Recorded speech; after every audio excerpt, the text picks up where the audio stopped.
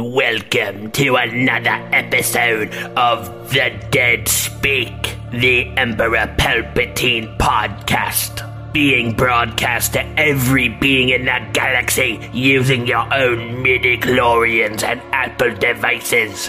Today I'll be chatting with Dexter Jetster about his new diner being opened up on the Sith homeworld. But first, a message from our sponsor, DollarSheavClub.com. Making pancakes. Making pancakes.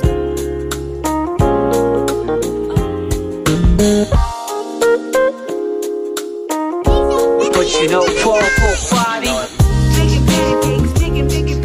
Welcome back, everyone. This is Arnaldo, aka Mad Dog, and this is The Real, episode 192 of GG's The Mouthful Podcast. Please forgive the car alarm going off back there. Thank you. I'm sorry. Yeah. I forgot to turn off my car alarm. Hello, everybody. Welcome to our podcast. I was going to say, welcome to Zombicom. That voice, of course, is Mr. David Santos, a.k.a. Dream Twister.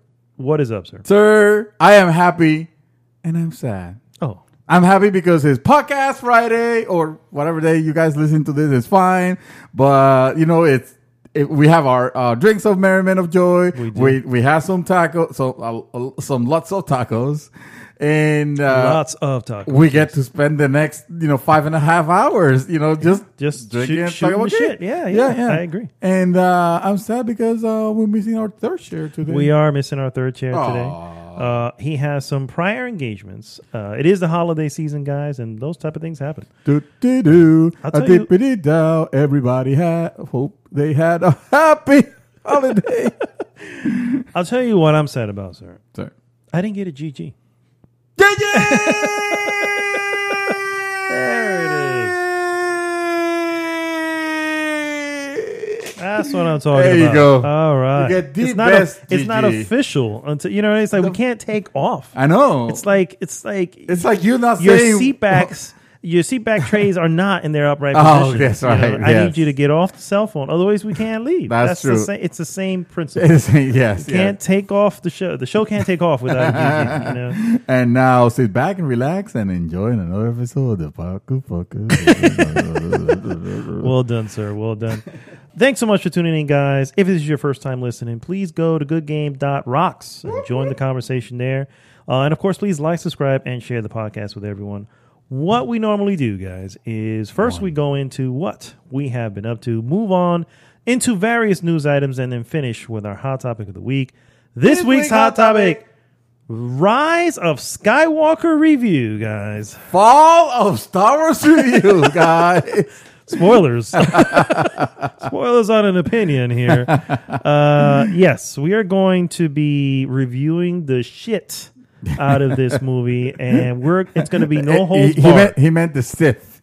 I'm sorry. Yes, we're going to be removing the Sith. Wait, no, we're going to be. There you go. Yeah, you see what happens? This is what happens. Yeah. This is what happens when you just don't know how to land the show. the ending. You know He's what I mean? low on midichlorians. I agree. Yes. I am, unfortunately. Yes, we both saw the movie this past weekend. Day after we recorded our last podcast. The very next day. We almost made it an addendum to last week's podcast. But We said, almost did, and it would have been worth it. Yeah. But then we realized we probably have a little more to say. Yeah, we kind of want to sit down and let it marinate, Exactly. Plus, I wanted to let the movie also, let it sink in, and make sure. That's why somebody asked me, I think it was my mom actually who asked me on on the group or when I posted it, whatever. And she was just like, "What'd you think?" And I didn't respond for a few days. I was like, I need to let it sit, guys. I need to let it marinate a little bit. Make sure I'm not jumping off the deep end here. Yeah. But anyway, we'll get into that a little later on the show and look forward to that. We will, of course, start off with a non-spoiler. Okay. All right. Portion, just kind of giving our thoughts this way. Those who haven't seen it yet, and then you're listening to the show, you don't have to worry about automatically walking into spoilers. We Right. can obviously, just kind of give you our impressions without blowing anything, Yeah, and then of course we'll alert you when we go into full spoilers. So. Yeah. So, all right, sir, let's start the show with what we have been up to. Oh. What, sir, have you been doing? Me? All right. I'll tell you. Not much really. I've been playing.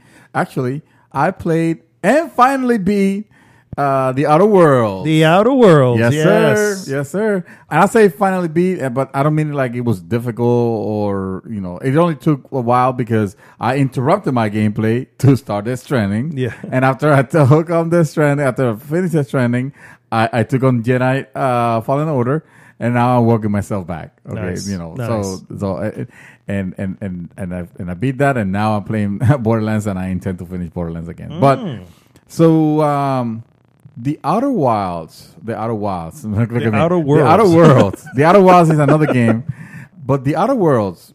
What can I say about it? I didn't care that much for it, honestly. It's not a bad game. Yeah. It's just it played and ended exactly what I thought it was, from the get go. I noticed. Yes, the game is if you like the Fallout, the actual RPG Fallout, not Fallout 76. No, yeah, everything but Fallout 76. Exactly. This you feel right at home in this one, and yes, the writing is it's executed masterfully. It's very good.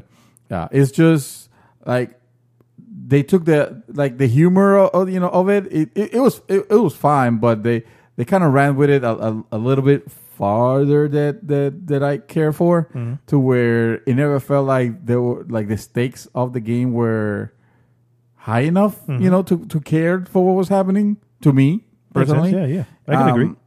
So it kind of felt like I was like I was playing just this comedy, which is fine because I like funny games. I have no problem with that. Normally, but the payoff was exactly what I anticipated it was going to be, which is, and now we're going to tell you how every quest that you did, or not every quest, but most of the important quests that you did of the main quest ended. What was the outcome? Basically, which you want that in those type of games where you're making decisions, but you also want a little bit more, and this was a little more meat on the bones, almost. Yeah. You kind of want to know, like, I don't know, like a little bit more resolution than just give you a slideshow of, and this person lived happily ever after, and this person did not, and this, it was kind of playing that, at the end, and I could see myself interested on a sequel, not.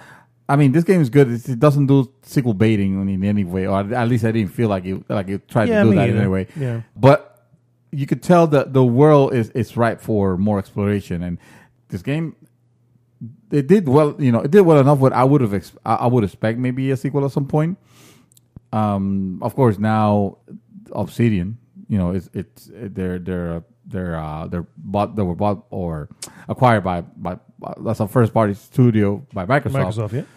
So I don't know if Microsoft will be interested on developing that, or they'll have them doing something different. Who knows?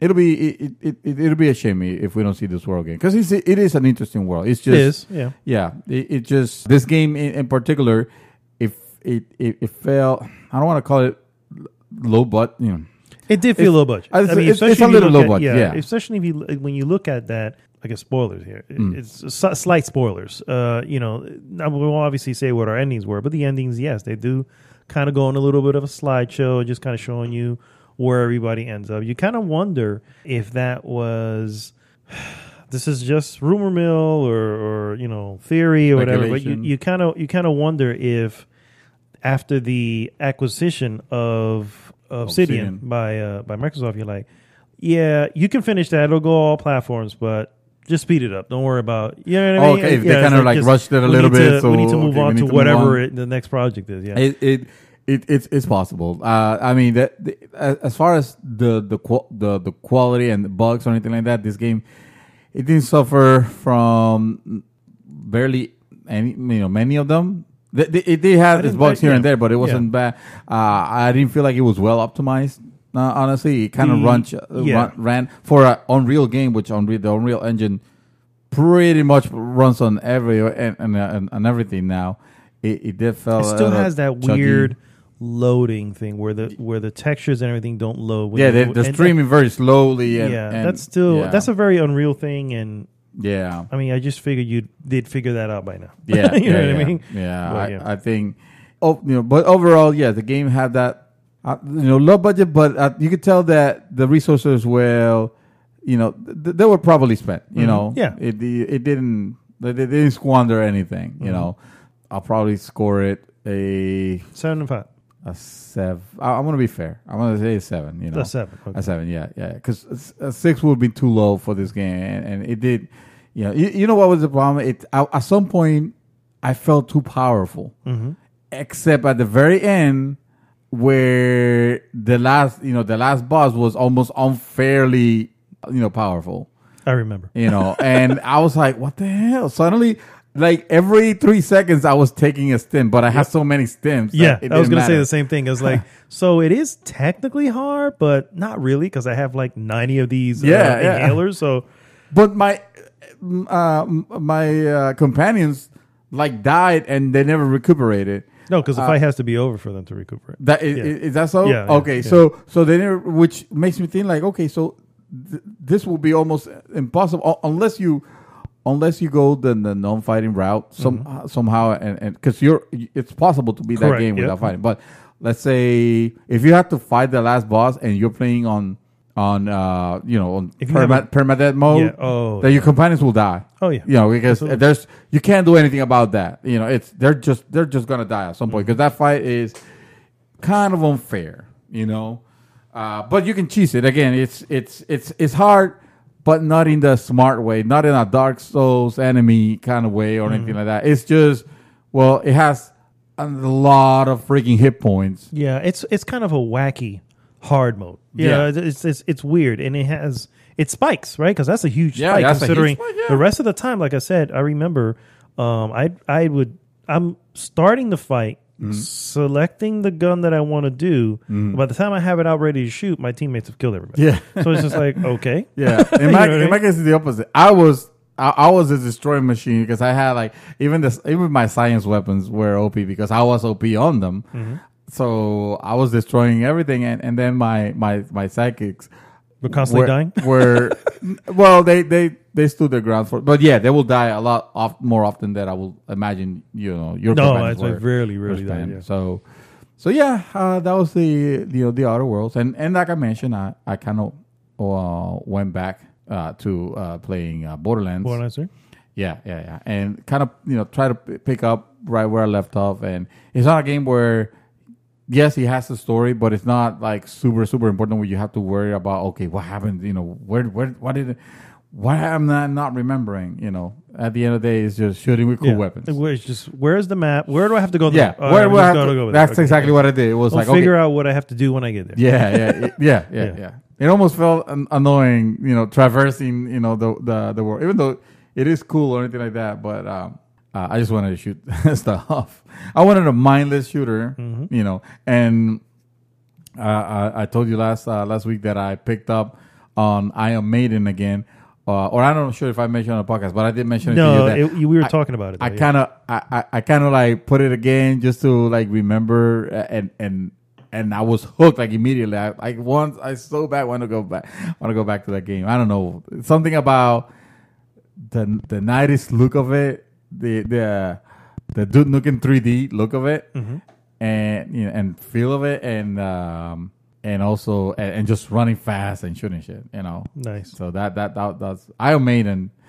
When it gets released on consoles, you should try it out. I probably will. It's a fun one. I ended up getting another one, which turns out to be a freaking what do you call those games where when you die, you start all over again. Oh, roguelike. It ended up being like a rogue game. And it had that look and everything. It's like, this is cool. But then when I realized this is what it was, like, So, and of course, you can't return it on digital on PlayStation. So I'm like, well, I guess I'm stuck with it. But it is what it is. No, I think I'm trying to remember. I'm not sure if I picked something up on the Steam sale, but Like, I don't want to even install it or anything like that because I want to at least Borderlands, and then I'll be like, okay, I am at a position where now I can choose something new to play, and it'll probably I'm sure it's gonna be Disco Elysium because I'm dying to play that game. I was interested in that game. I ended up getting concerned with. I don't know. I'm still on the fence because of the creators. You know how they. I guess they did a shout out to two people who are known for being, communists and all this stuff. And I was like, ooh, I don't know if I want. Yeah, like, yeah, I heard that. I don't know. So I'm a little bit on the fence. It's like, I'm that's the situation. I mean, that's how where they they feel. come from. I can't remember. Is yeah. it the Netherlands or I don't recall. I thought they were Russian, but Russian? yeah. Yeah. Okay. Who knows? So yeah, not for nothing. I mean, I recognize it's good, and honestly, I might still get it anyway if it comes to console. But especially if you know what I mean. Especially if you come back with something like spectacular. You know what? Screw it. And I tell you, we're being communists, guys. Wow. But still, fuck EA. But yeah. The hell with EA. But no, this communist game is good. This communist game's all right. Fuck those capitalist Activision, capitalist pigs. Blizzard, capitalist pigs, EA. Wow. All right. So I'm now joking, that we're for the record, now guys. that we're on the list, on the FBI list, Yes. NSA is going to be knocking on our doors. Yeah, exactly. Actually, this is your house, so I think I'll be okay. I have cameras. We'll look outside. Oh no, they know how to block those too. Yeah, I think so. So, what else did I do? It was the holiday weekend, so I mostly spent with my family. That doesn't mean that I didn't take time to watch a couple things. The main thing, obviously, we're gonna talk about Star Wars. So I saw Star Wars. That's all I'm gonna say about that. Funny, now. I saw it too. How about really? that, right? Oh shit! Yeah. We'll go figure. Nice. All right. Maybe we can talk about that then. I don't know. Maybe. We'll see. All right. Well, no promises though. Okay, all right. Well. Let me see. I got to think something that I watched that you probably wouldn't. Oh, yes. I watched the Witcher series. Its completion. Never even heard of it. No. So here's the Witcher. You play a frog. Oh God! And you have to. You get a kiss from a princess. You want to you want to realize your dream of becoming a server boy. Oh, nice! In the village, in the seaside village, So, no. So, are we gonna talk about The Witcher? I mean, we can. I watched it as well, and I watched every episode twice for the record. I watched it only once. So okay. So let's jump on it. Real quick. We don't have to spend we don't have to make it a topic. We may just for the record, and then you take over and finish. Because I didn't really play anything else other than, but so The Witcher, man. What a good series! I am very happy with that. I'm happy with it too. It's not a 10. You know what I mean? And I think. Well, go ahead. You finish your thing. And I'll give my opinion. I would say it was. Along the episodes and all that, every episode felt like its own contained the side quest. I'm gonna call it. Except for the last two. The last two were clearly. The last two were kind of back close. to back. Yeah. No, but they felt like those old. I was gonna say those old television shows. Oh yeah. They still the television the black shows, and whites. Yes, where they present you with a unique. The unique the monster of the week, or situation of the week.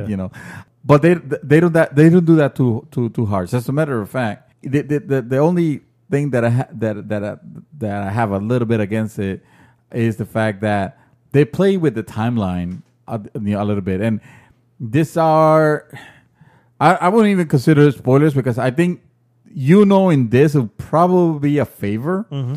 Rather than it's actually a good thing to know that. It's a good thing to know going in because otherwise you will feel terribly lost, especially if The Witcher is if the lore of it and all that is kind of new to you. Yeah, you and I have played the games. You and I know about the characters. We can pretty much identify. Who each person is. Mm-hmm. And relate them to, in your case, the book. So you're gonna step, further and have read, some of the books. and me with the Witcher 2. I played Witcher 2 and I played Witcher 1. Even knowing that, the way that the series presented itself, as far as cutting from what's happening here and what's happening there, sometimes it'll do cuts where it's jumping in time and you don't realize. So it kind of throws you off where, let's say, a person that is killed on one episode, on the next one is alive and acting like normal, and you're like, wait a minute, what is he or she doing here? And those kind of things to a new person jumping into the series is going to be very, very thrown off. Where they through when they see the ads for this show, they're thinking, the immediate thought is like, oh, it's gonna be like Game of Thrones, probably when it was good, when Game of Thrones was good, seasons 1 before 8, basically. Before 8, exactly. And if you're expecting that, yes, I definitely feel like there's that. I definitely feel like there is, the political thing that you want, the human conflicts. It's not all about killing monsters. You're gonna get that, and if the series goes where I think it might be leading, having played the games and known a little bit about the lore, then I think you'll be pleasantly surprised. I think it'll be really fantastic. I can't wait. I like that. But that thing with playing with the timelines and changing stuff, I felt like it was a gimmick that was unnecessary, and that it will probably turn some people off of the series. I can definitely see that affecting an opinion. So that's actually something that, because I haven't really read reviews, but I've heard of of the reviews. It's funny. Rotten Tomatoes, I think, has it somewhere in the 50, almost 60%, which it technically will be fresh at 60%, right? Anything below that, and it was like at 58 for critical. For users, it's in the 90s. Right. You know what I'm saying? So it's still super entertaining. Yeah. Exactly. Yeah. I think I know exactly what you mean when it comes to the jumping in the timeline, and there's multiple. It's not like there's two timelines. There's a couple of timelines happening. And to be fair, with no warning, it does, and there's no title card or nothing to let you know, hey, we're now back. It's in this time.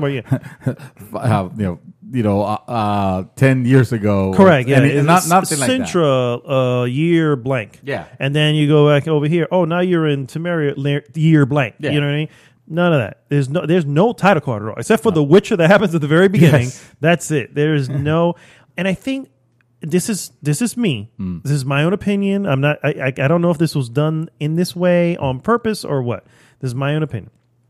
I think there are two reasons why it was done that way for the series. One, the books, and I have read the first four chronologically. The first four, not in order of release, for the record. I wanted to read them in the chronological order. You know what I mean? So they were released in like episode 4, 5, 6, and 1, 2, 3? No. Like Star Wars? Yeah, like a book that happened actually, that came out later takes place earlier in Witcher's. Oh, wow. Okay. So by looking at that already, you're like, okay, the book's already kind of playing with time. And then when you actually get into the books, there's several of the books that are divided into those weird. This chapter, it's about this entire new tale that has to do with Geralt going to this town and dealing with this over here, and it's some crazy monster or some other crazy witch. And then when that chapter ends, that story that you're listening to ends, and then the next chapter begins, and he's no longer there. He's over, and you don't know how long ago that was, because that next chapter, while it is Geralt and maybe it includes some other characters, they never reference anything else earlier, so you don't know where you are. It's like, how long ago was that other one? Was that last week? Was that 5 years ago? And the reason I think it does that is because I believe when we look at the story, we're supposed to be looking at it through the eyes of Geralt and the eyes of Yennefer. And because they don't age, or at least they don't age as we do, time is different to them, right? It's this long pattern that, it's just... You know what I'm saying? They don't even look at it that way. And there's just me extrapolating that out from my own personal thoughts and from whatever. I think that's what the the angle they were trying to come from, whether it was successful or not, you guys judge that for yourself. You know what I'm saying? But I think that's the angle they were coming from. And for me, it didn't bother me so much. And I did catch a lot of little hints that said, oh, wait a minute, this character that I'm hearing about here, or I heard about earlier, who was an old person, I'm looking at them now and they are a child. And then there's, there's a lot of different events, whatever. But the events are where it's almost those main events where you have a lot of people is the time mark. Like that's the time stamp. And you just have to listen to what's being said, even if it's something small. You know, it'll mention it in passing almost. You know what I mean? And if you miss it, you miss it. You know what I mean? Is what you're going to do. It's very difficult on that front. My wife had the problem. It throws a lot of, without feeling expositional in the sense of, okay, we're going to stop everything and we're going to explain. Yeah. He doesn't do that. Which is good because you don't want that. Yeah, exactly. He does a really good job on avoiding that, those tropes. But then the opposite will be like assuming a little too much that, you'll know what we're talking about. You'll figure it out. And when you see suddenly names of towns and empires and people, and references to this, that, and the other, and you're already confused. And then on top of that, they have people that can transform into the same other person. So now you're like, is this the real one or the fake one? Or is this the fake one? So to top it all off. It's funny because I know exactly what you're talking about. Yeah. And that was the first question my wife said. She's like, wait, is this the real one or the fake one? And I'm like, based on what I see around them, I think this is the real one.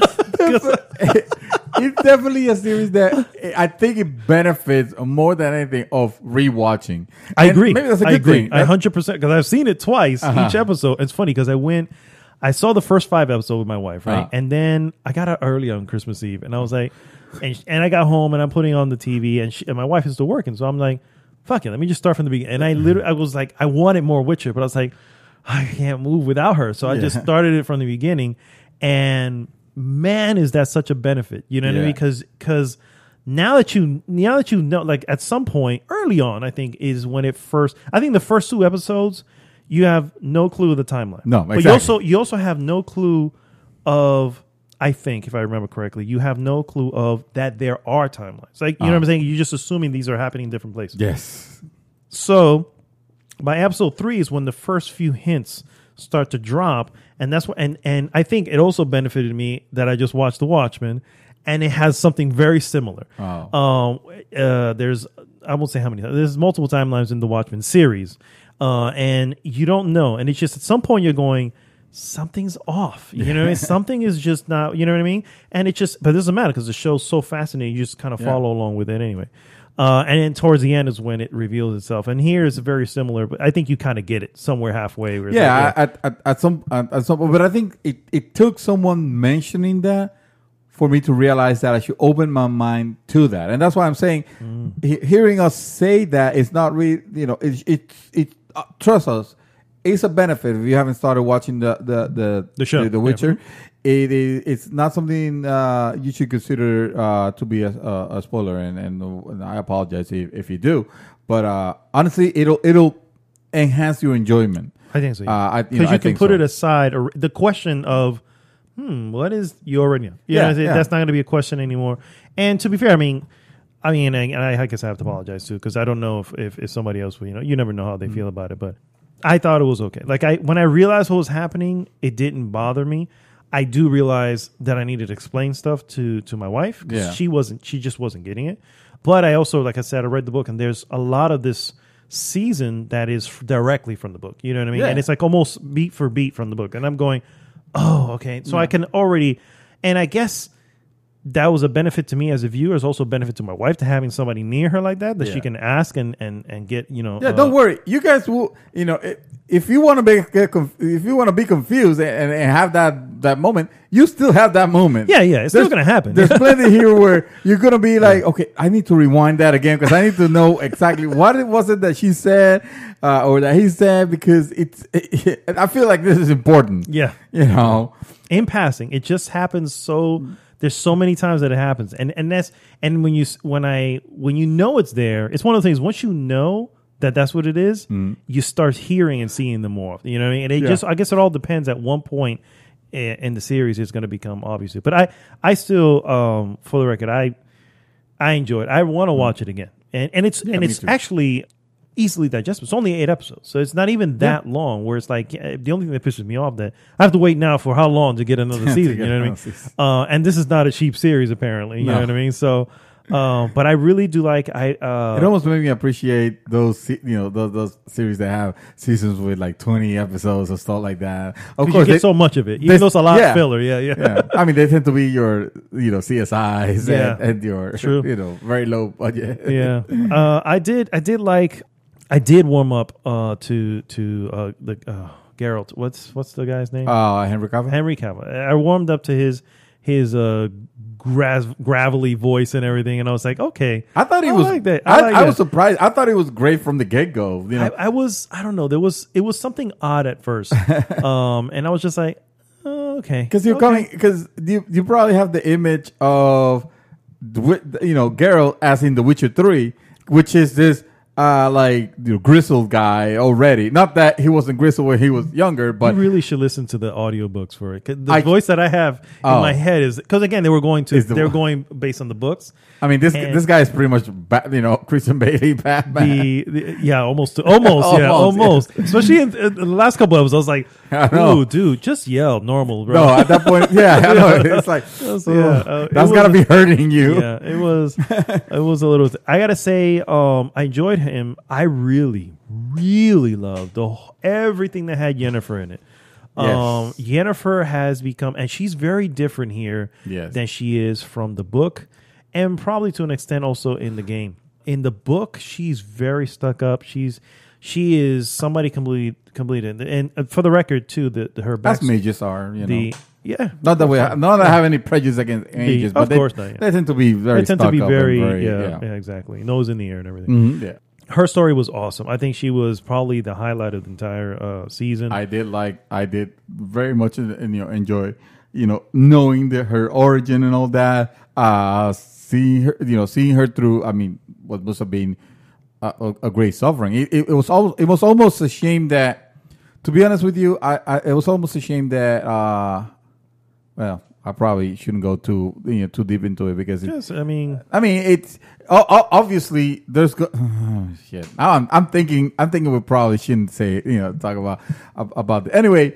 Let's just say the character develops in this into this the realization of the character. Mm-hmm. I wish this would have taken a little bit more time. It almost feels like it's 8 episodes. Things kind of have to move fast, and the playing of the timeline kind of helped in the way of it. So it wasn't that jarring, seeing like, oh, this is probably a period of like decades. Yeah. I was just going to say it doesn't feel like it.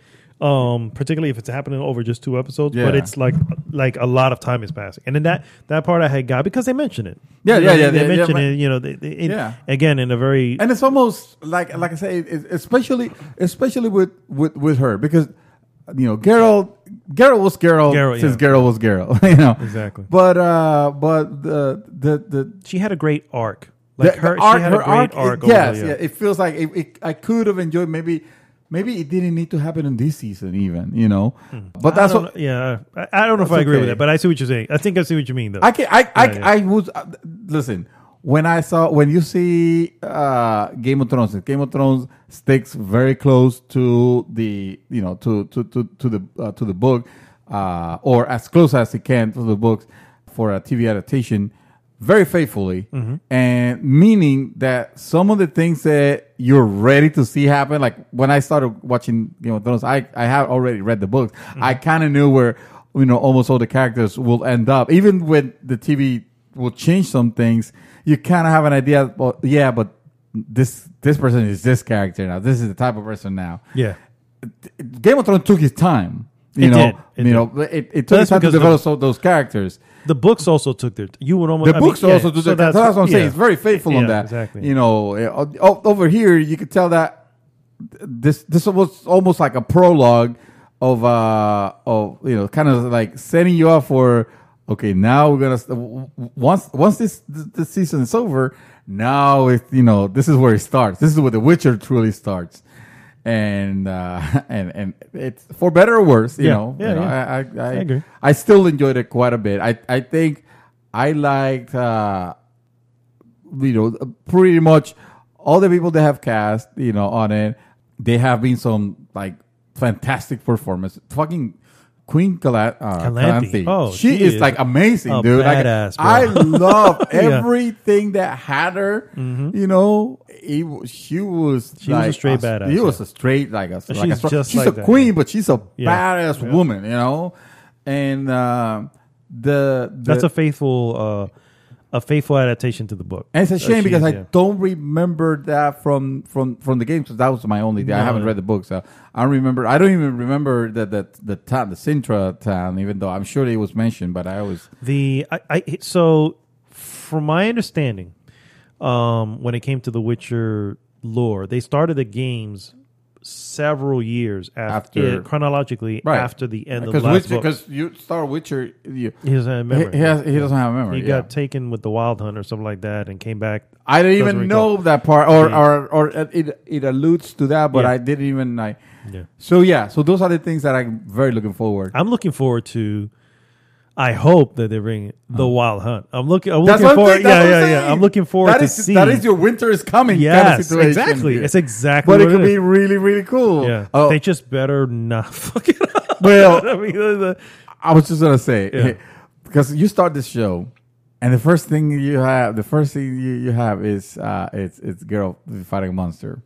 When they first showed that monster, that spider monster thingy. I got a little concerned. Okay. So let's say, that the CGI there was, not optimized at the very least. Like I thought it kind of looked weird, but I was willing to accept that. I was willing to be like, okay, so I guess this is the budget, or this is that movie, but it is what it is. I'm okay with it. But no, that turns out that worry was misguided, because then obviously as he fights other monsters as they come by, you can see that they didn't look that weird. Yeah, there was or maybe I have to rewatch it again to see. There's a couple moments where I was like, okay, I can see a little bit of the budget. That first scene, not so much for me. I didn't think that first scene took me out of it. There is another character that he runs into that is like, oof. Yeah, maybe you should go, with prosthetics here instead of CG. But okay, all right, fine. Yeah. But some of it is really, really cool, cool looking. I don't know. I think overall, there is. You can see the high production values from the scenery is gorgeous. When it needs to be gorgeous. It is obviously a little bit more high fantasy than a Game of Thrones. Way more high. That was something it's not else. It's not Tolkien levels of fantasy. Yeah, but it's close. It's kind of, I hate to say this, but at some point, you can look at a certain school as like, ooh, that looks like the School of Wizardry. Yeah, I know, that's true. And yes, maybe it's not as fun as, Hogwarts or anything like that, but it's definitely... it definitely, It writes a balance between Lord of the Rings and a Game of Thrones. Yeah, will be, I think I'm fine with it. I'm okay with that. I'm completely fine because the elements that they use are so different from that. You have your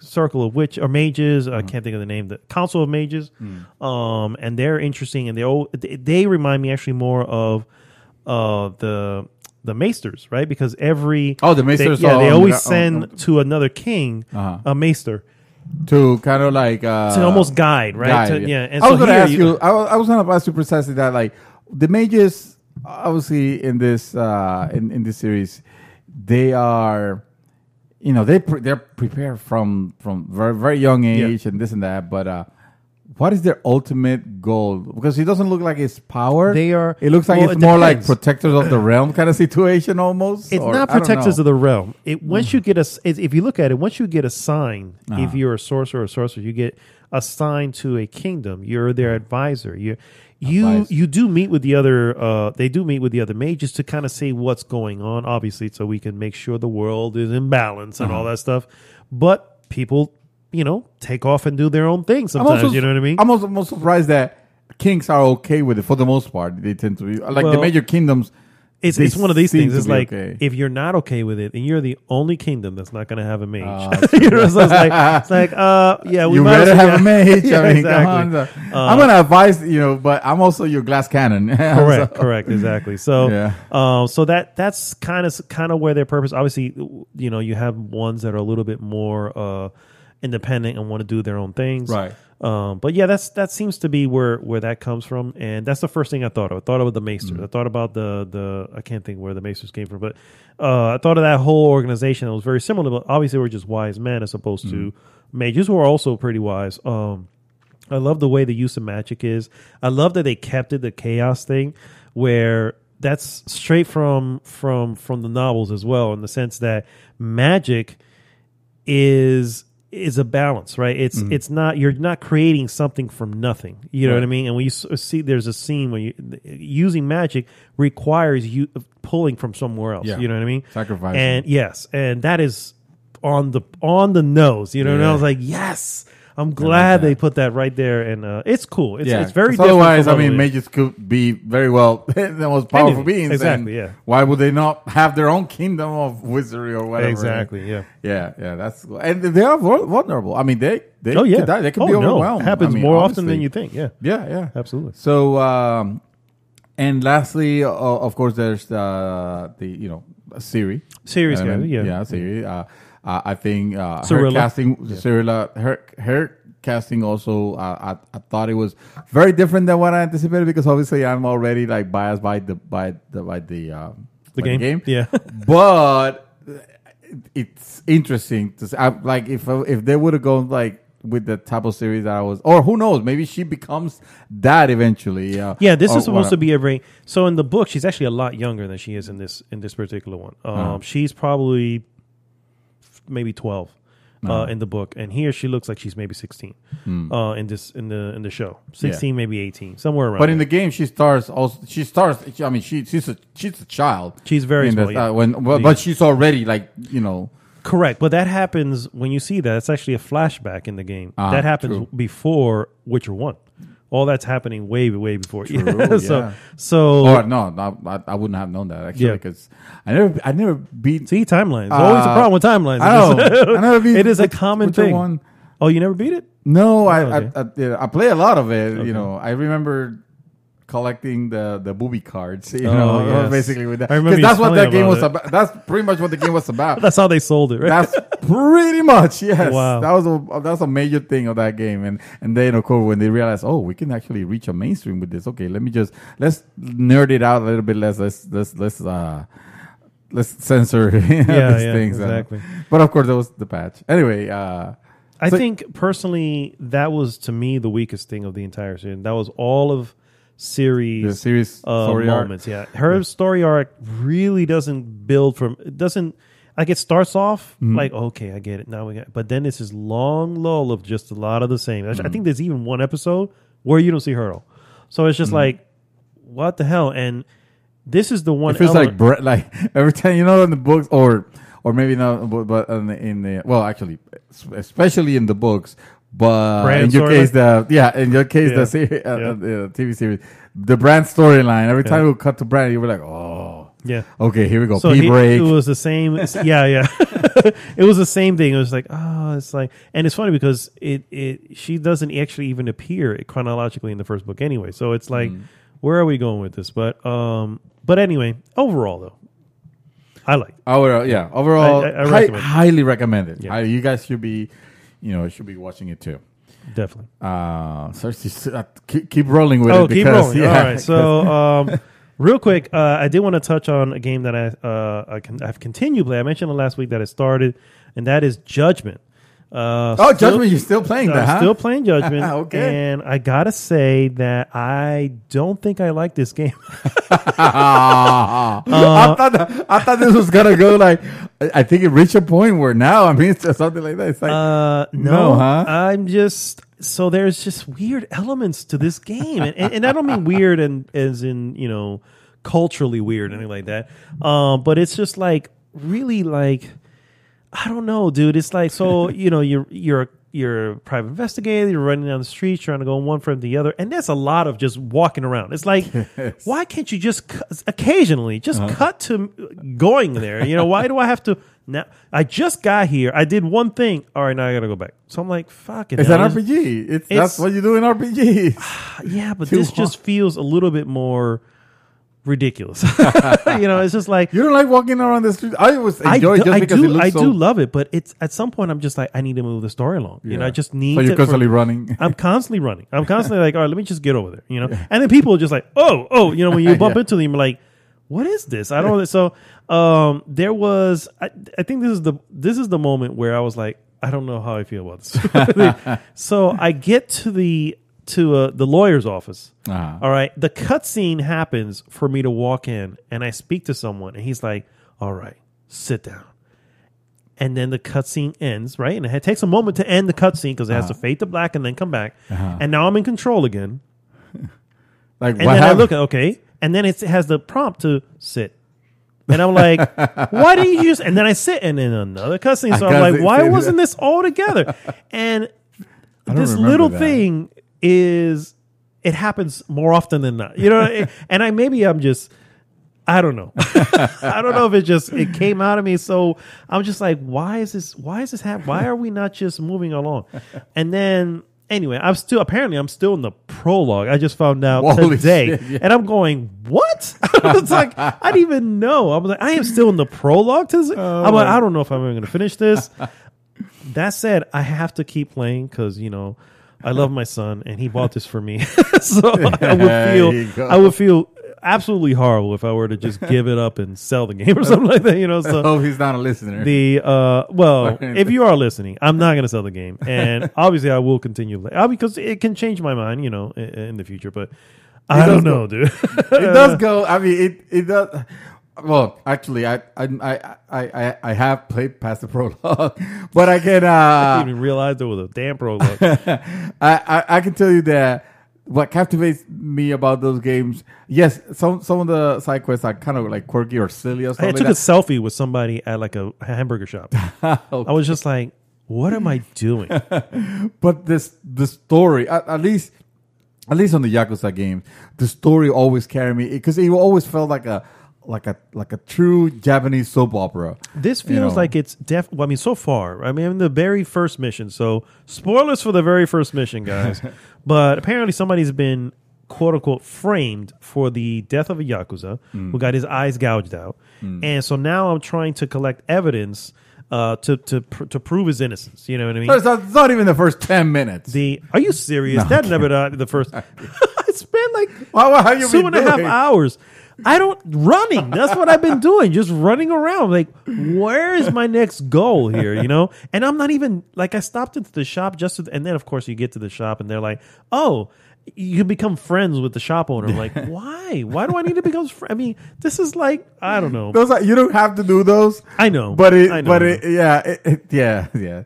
This is suddenly you see a bar. The problem is you see this bar, and you're like, well, now I need to fill that bar, right? Because I need to be a friend. You know, it's just like it's this weird little thing. They help you when you fight, and I just really they do very poorly. It's like they'll throw some shit in the background and like once and like, thanks, I appreciate you throwing that cup of coffee. That really hurt him. Shit. Oh my god. So. Anyway, but the mini games, I have no idea what mini games are. I don't think you will even go there. I don't think you will even care to go into one of them. What are the arcades? Yeah, I pass them all the time. And I'm going, do I really want to waste time in this little? You know, I haven't even gone in, but I'm just like, I can see the envelope. Ooh, this is an arcade. I'm like, I don't know. Sometimes you could be playing Kamurocho of the Dead. All right, is that what it's called? That's that game there. Oh my god! But they have the entire the whole version of Virtual Fighter 5 playable. So if you want to play, if you ever want to play Virtual Fighter 5, Just for the hell of it. just for the hell of it, yeah, just go in. And this is the thing where a lot of people are so like super stoked and excited about being able to play Shenmue 3. Oh, finally Shenmue 3. Oh my God, Shenmue 3 got announced. This is incredible. This and that. And I'm thinking like, dude, games that are exponentially better than Shenmue ever was have already been released. It's called Yakuza. Yeah. The entire series. Yeah, I was just gonna say that. I was like, this reminds me of Shenmue, and I'm going, what am I? I'm just walking through the city, and I'm just, I'm going to see a friend and running into people, the occasional fight, because why not? Because everybody fights. Everybody fights you just when they see you. Oh, that's this dude. We gotta kick his ass because of what reasons, And I'm like, okay, it's an RPG. It is random. And then they're horrible at it. I'm like, you figure you'd learn. I've kicked everybody's ass at least 5 times. It's like,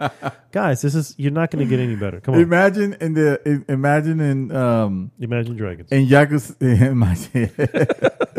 imagine in Yakuza games where every fight after you beat the guy, it will be a slow fade to black, and then coming back from the fade to black to a little verbiage of, I shouldn't have, like apologizing basically, like, here, take this, and then you get the thing, and then it lets you continue playing. At least in this game, it's a lot smoother. Like you go in, you kick their ass, and you just kick walk their away. ass, and you just continue. Yeah, exactly. You could just no, walk definitely, because away. I remember Yakuza being this entire like setup whenever a fight happens, and it's Yes. like it cuts the black, and now you're in the fighting area Yeah. of the street. Even though it's the same, It's the same spot. Yeah. where you stop. And I'm like, okay, so no, this is much more fluid in that sense. Yes, absolutely. Now the next, and it's a beautiful city. I'm not gonna lie. Yeah, It's a beautiful city. Kamurocho, Yeah. it is that is.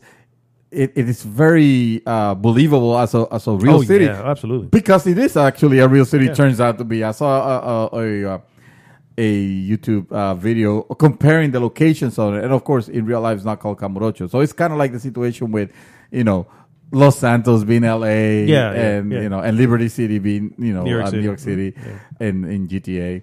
So they do that. I was thinking of the next Yakuza game that have already been announced coming in Japan, and now they're even doing away with the fighting. They're changing that to literal random. That the encounters are now turn based. Oh. It's going back to that. Select from the menu your attack, and I was like, let's make this even longer. why? Like why? What are you doing? I don't know, sir. Like, what? Did you saw Persona and thought, okay, I need to do this now? Yes, I mean, Persona 5 did amazing here in the States, believe it or not. So maybe. Oh my God! Who knows if I don't know if I'm going to finish it. It apparently it has to be extremely long. If I'm not even, I was like, so this is a story, right? Because this is the guy that we need to get off, right? He's being sentenced to something. I don't know. He's being convicted or something. So we need to help him out. But anyway. I will continue for now. Because not really much. It's else an to interesting play anyway. story. It's an interesting. I am story, interested in that part. Those parts are definitely interesting. It's just getting to them. It's having to get past a little bit of bad acting. All that. The bad act. But it's not. You see, that's the thing. I don't think it's bad acting. I totally don't believe it's bad acting. Because when you play those games in the Japanese language, dude, like. Every expression, every word, every inflection comes out so natural, and I don't understand Japanese. Maybe that's why. I actually read the subtitles, but everything is coming out like again my favorite thing because it is a well acted, like incredibly well acted soap operas. I will say that one of the games where they nailed that is on the Yakuza games.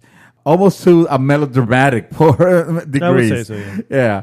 Just a little bit. The thing with this one, you have the option of playing English, and of course English is gonna dub Japanese as much as possible, but it's not gonna feel the same. Some of the wording, some of the things are just not gonna hit the same way. I am doing it in English, and I told you why. Yeah, right. It But started, it was by accident. defaulted, and I didn't realize it for a little bit, and then I was like, well. I'm already. Oh shit! This is English. Yeah, I'm like, and then already- it just felt. Then it felt weird going back to the Japanese, and I'm like, no, Because you didn't start it. I've that already, way. I've already sunk it into this. So, and then for Christmas, we watched a bunch of films, Christmas movies.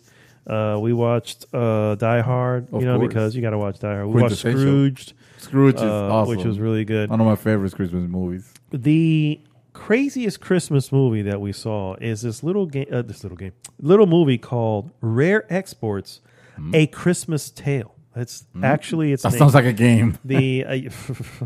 This is actually a Finnish film. Finland. Oh. It's a movie from Finland. So Finnish? Yeah. That's right.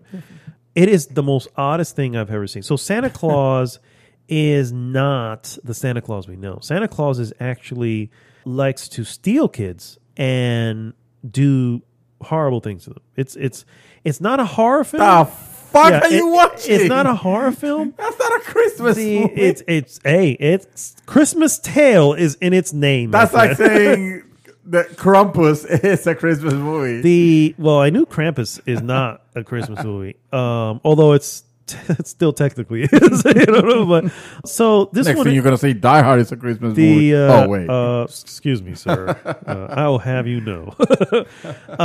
So it's an odd movie. It has young kids now. Young kids in this film, in the sense of maybe 12. You know, that type of age. This is in Finland, where evidently, man, young boys are raised early to just be men. You know what I mean? Just you are going to be a man whether you like it or not. As You know it what I should mean? be. And it's hilarious to see. And it's because my wife first thing, why would you take your kid? I'm like, this kid who's 12 has a shotgun on his back. He's fine, believe me. You know. Wow. Anyway, so they discover that and I'm gonna speak loosely about it because it's such an odd film. I don't think anybody's gonna run into this film by accident, but they find Santa Claus in a dig in the middle of this mountain, and he's frozen in this whatever, and he's been frozen there because he had to get frozen there because obviously he was not a good guy. And so once he gets found, these elves from across the world. Now the funny thing is, you find out that the elves actually look like old men. They all basically look like Santa Claus. For whatever reason, they're naked. Okay. So suddenly it becomes even more awkward. You know, because I'm like, they're gathering Is this kids a Hideo for- Kojima movie? It might as well be. Who is the Finnish Hideo Kojima? Whoever that is who made this film. It is labeled as a dark comedy. I maybe laughed a few times, but I never found it funny. Until the end, when I realized that the Rare Exports is they were able to capture these elves that look like old men with beards and ship them to different nations as Santa Clauses. They're exporting Santa Clauses to other nations. Okay. And yeah, that's the weirdest fucking shit I've ever heard. And that was the last Christmas movie we saw too. So we finished the night on that one. And it was like, You're wow. finished with a Finnish movie. Well played, sir. Like it. Yep. So yeah, that, my friend, is all the hell I've been doing.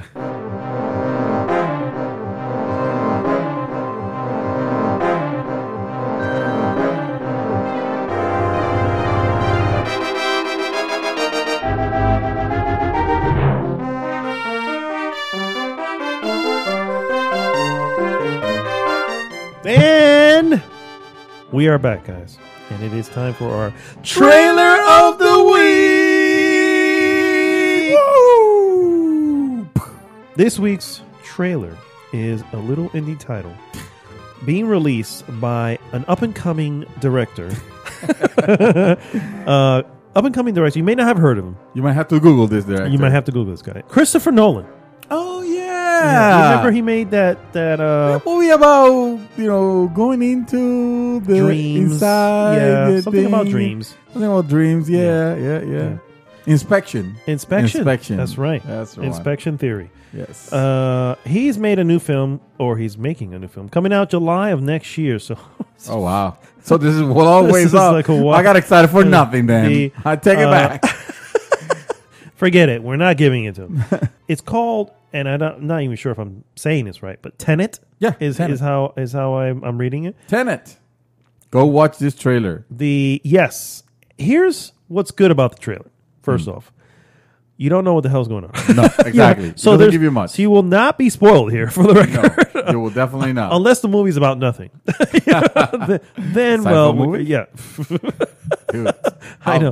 Directed by Christopher Nolan. I am in. my God. Now I am in. Seinfeld by Christopher Nolan. I can already picture the... Giddy up. Yeah. So, no.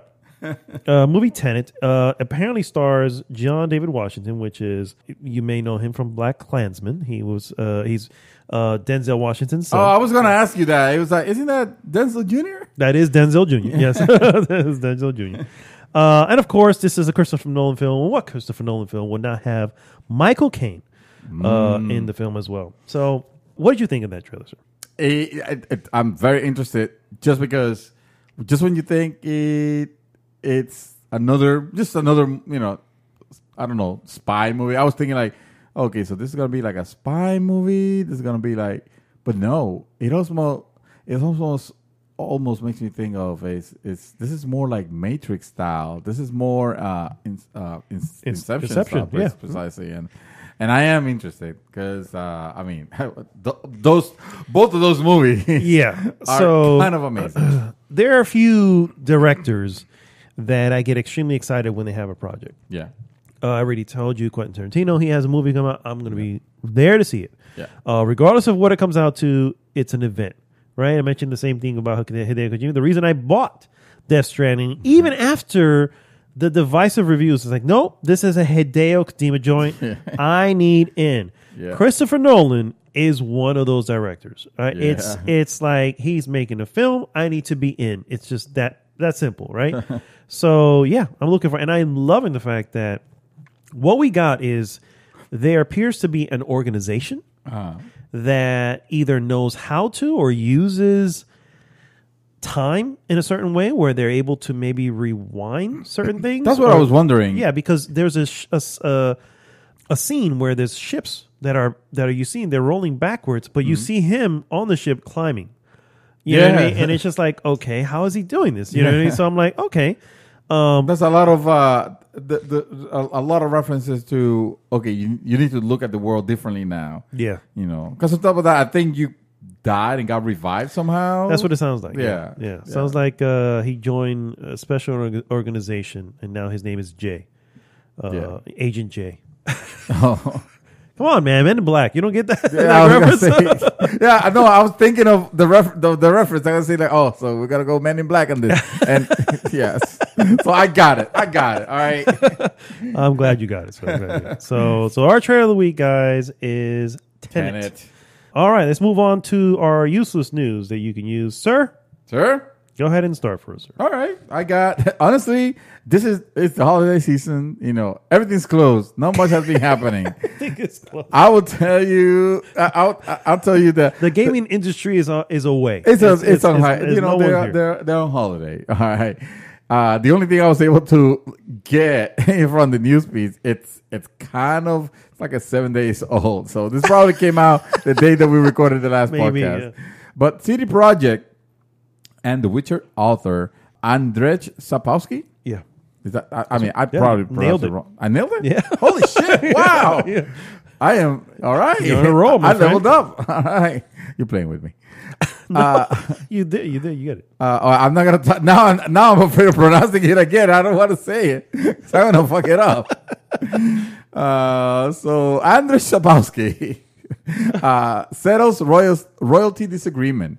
If you guys recall, the now famous or infamous, depending where you're coming from, famous story of how CD Projekt Red got the rights to do the Witcher game for basically a pittance, very low, very little money.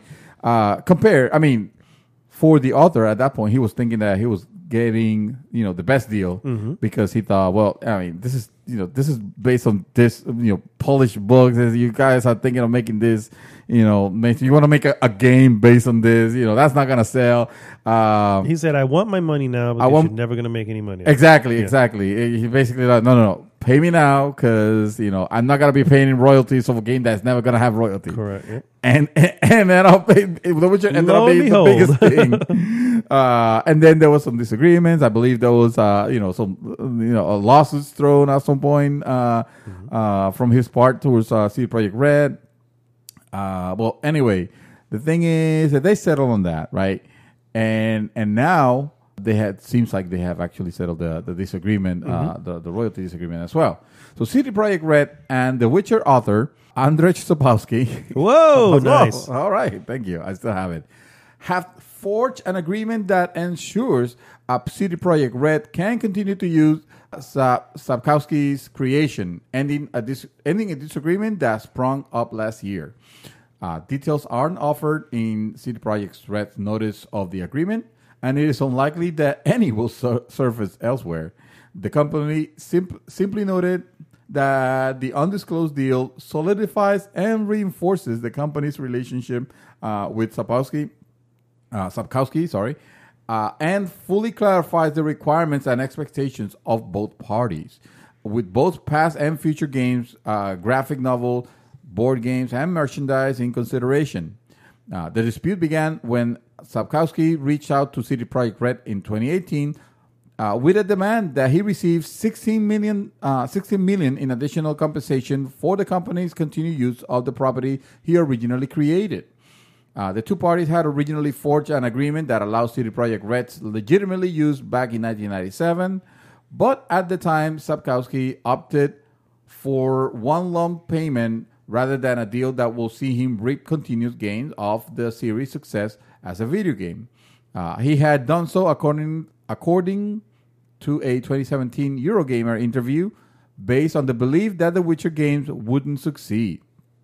As of this summer, CD Projekt Red's The Witcher games has sold over 40 million copies, and as of last month, were cited as the driving forces behind the company's rising revenue. If the finalized deal resembles the one that reportedly started to take form earlier this year, Sapkowski will have received additional compensation for the use and success of his intellectual property, but well under the $60 million originally sought. So they always shoot high. Yeah, you shoot high and you settle low. Yeah, exactly. You shoot for the moon just so you can land among the stars. Correct. I mean, 40 million copies at $60. Dude, that's 2.4 billion. Just FYI. I'm just saying. I mean, that makes me wonder. Maybe he's okay with it because now he's getting Netflix money. I will have to assume, right? Right? Netflix is not just gonna take the. No, his name is actually in the credits. Exactly. Yeah. So maybe he's like, okay, fine, guys. That's fine. That's not the official one anyway. Yeah. Anyway, I'm here with Netflix. You guys, I'm never with Netflix. They gave me a blank check. We're fine. Yes, we're fine. They gave him a blank check. I really hope that the series succeeds. I do too, and that it becomes something because. So far, it is a very interesting world, a very interesting characters, and my God, I love that cast. Yeah, I want to see more seasons of this. I want to see a whole arc all the way to the end of the books. If possible. That's what I'm expecting. Yeah, it just obviously has to continue to do well because Netflix will pull plug nowadays. Oh yeah, you know what I mean. But they are what Netflix give it. Netflix take it away. Yeah. Everyone wants a Game of Thrones, right? Yes. That is because Game of Thrones couldn't deliver Game of Thrones. Because even Game of Thrones in the end couldn't deliver. No, everybody wants that. I think Amazon's doing their own. Apple TV has their own right now, which actually has right? What's his name from the one who played Khal Drogo. He's in it. Yeah. Oh my God. I can't even think of the name of the show now, but everybody wants that because it's the thing, right? It was this wonderful amazing yeah. I'm surprised that nobody has taken on the Lord of the Rings. I thought there would be a series of that right now. Did Disney bought it? I want to say, I remember hearing. I think Amazon may be involved in that one. Okay. And making a series of that. But then again, think it's I heard just that like too, I think I heard that. Yeah. But speaking of The Witcher's cast, Mark Hamill is down to play Vesemir. Oh my God, that would be so awesome. Yes. Luke Skywalker himself. Playing man. Vesemir. Oh my God, I am so down with that. That is, dude. Mark Hamill responded to IGN's posting of the story on social media, providing a status update for fans, hoping he'll one day play Vesemir. For those who don't know, Vesemir is the teacher Witcher of Geralt's. Try saying that 3 times. I know, right? The teacher Witcher. The teacher Witcher.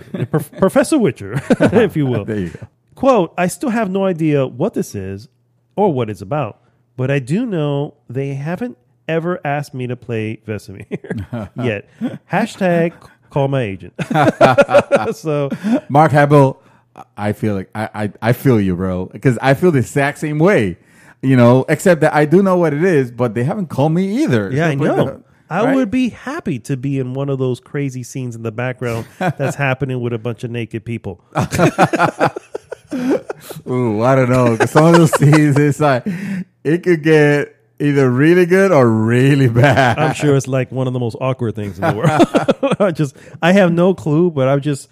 So there's this movie, another movie for the record that I saw in Christmas. Matter of fact, it's called Love Actually. For those who know this, do you know this movie? No, but I've heard about it. All right, this is a romantic film, and it's obviously for the record, this is my wife's choice. Although, to be fair, I love the movie. I'm not gonna lie. There is 2 people who fall in love, and they are stand-ins for movie actors as they're doing sexual scenes. So it's an odd scenario that these 2 would actually get together. You know what I mean? And the cameras are rolling. The cameras are rolling. Yeah, they're really they're talking about as he's holding onto her breast and and all this thing. That freaking traffic coming in today was ridiculous. I mean, I don't even know what to do and she goes, I know, it's just been terrible. And they're just acting out these weird scenes. That's hilarious. So anyway, good film. The Witcher, man.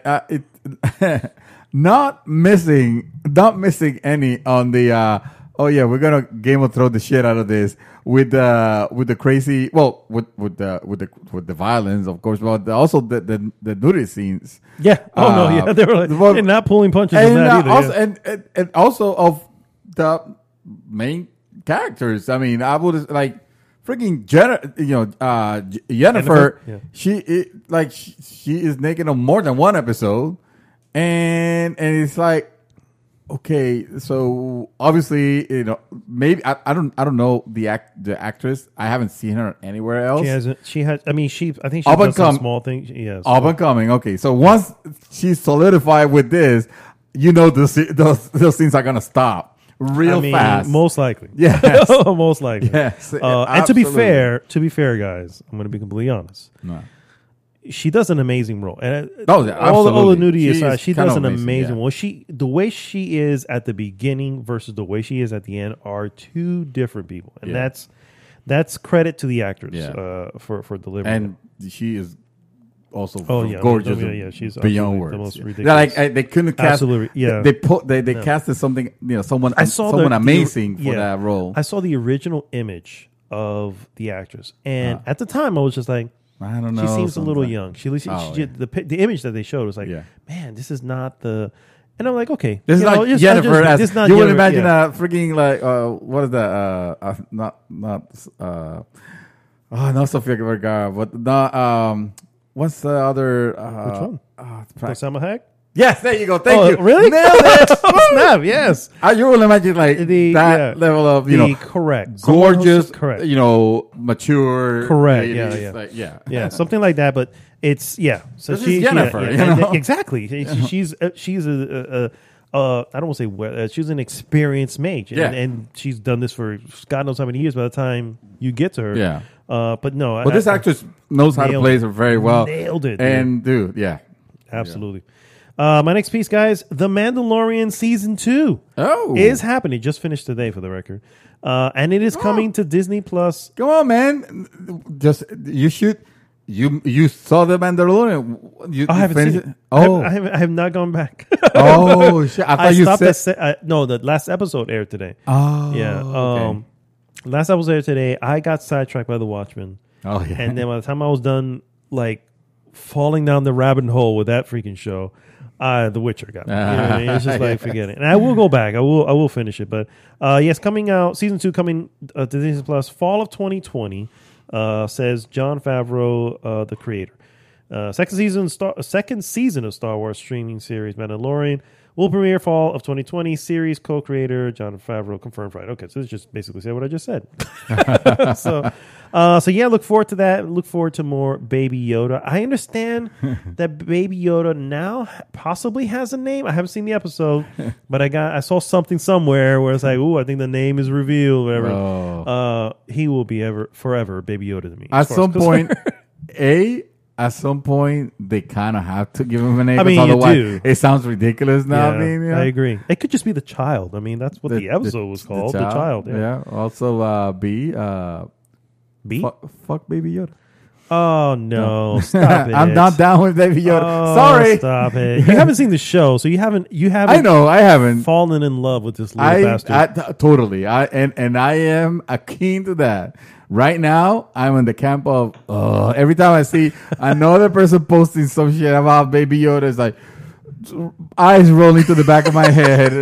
It's like really, like you guys are falling exactly where the Disney merchandise machine wants you. It's exactly where they want you guys. Yeah, square that center. is hilarious.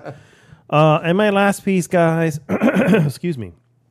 There is an alternate timeline. You like old things, first off. Oh yeah, you love old things, right? Yeah, I love old things and alternate timelines. There was an alternate timeline There is an alternate timeline in some other universe where the PlayStation is a Nintendo product. Yes. And in the early 90s, Sony computer entertainment engineer and later chairman Ken Kutaragi created the Super Nintendo sound chip, which sparked another collaboration between the two companies, a disc-based console edition. Despite disagreements on both sides, Kutaragi designed the console, and a couple hundred prototypes were produced of the Super NES CD-ROM system, colloquially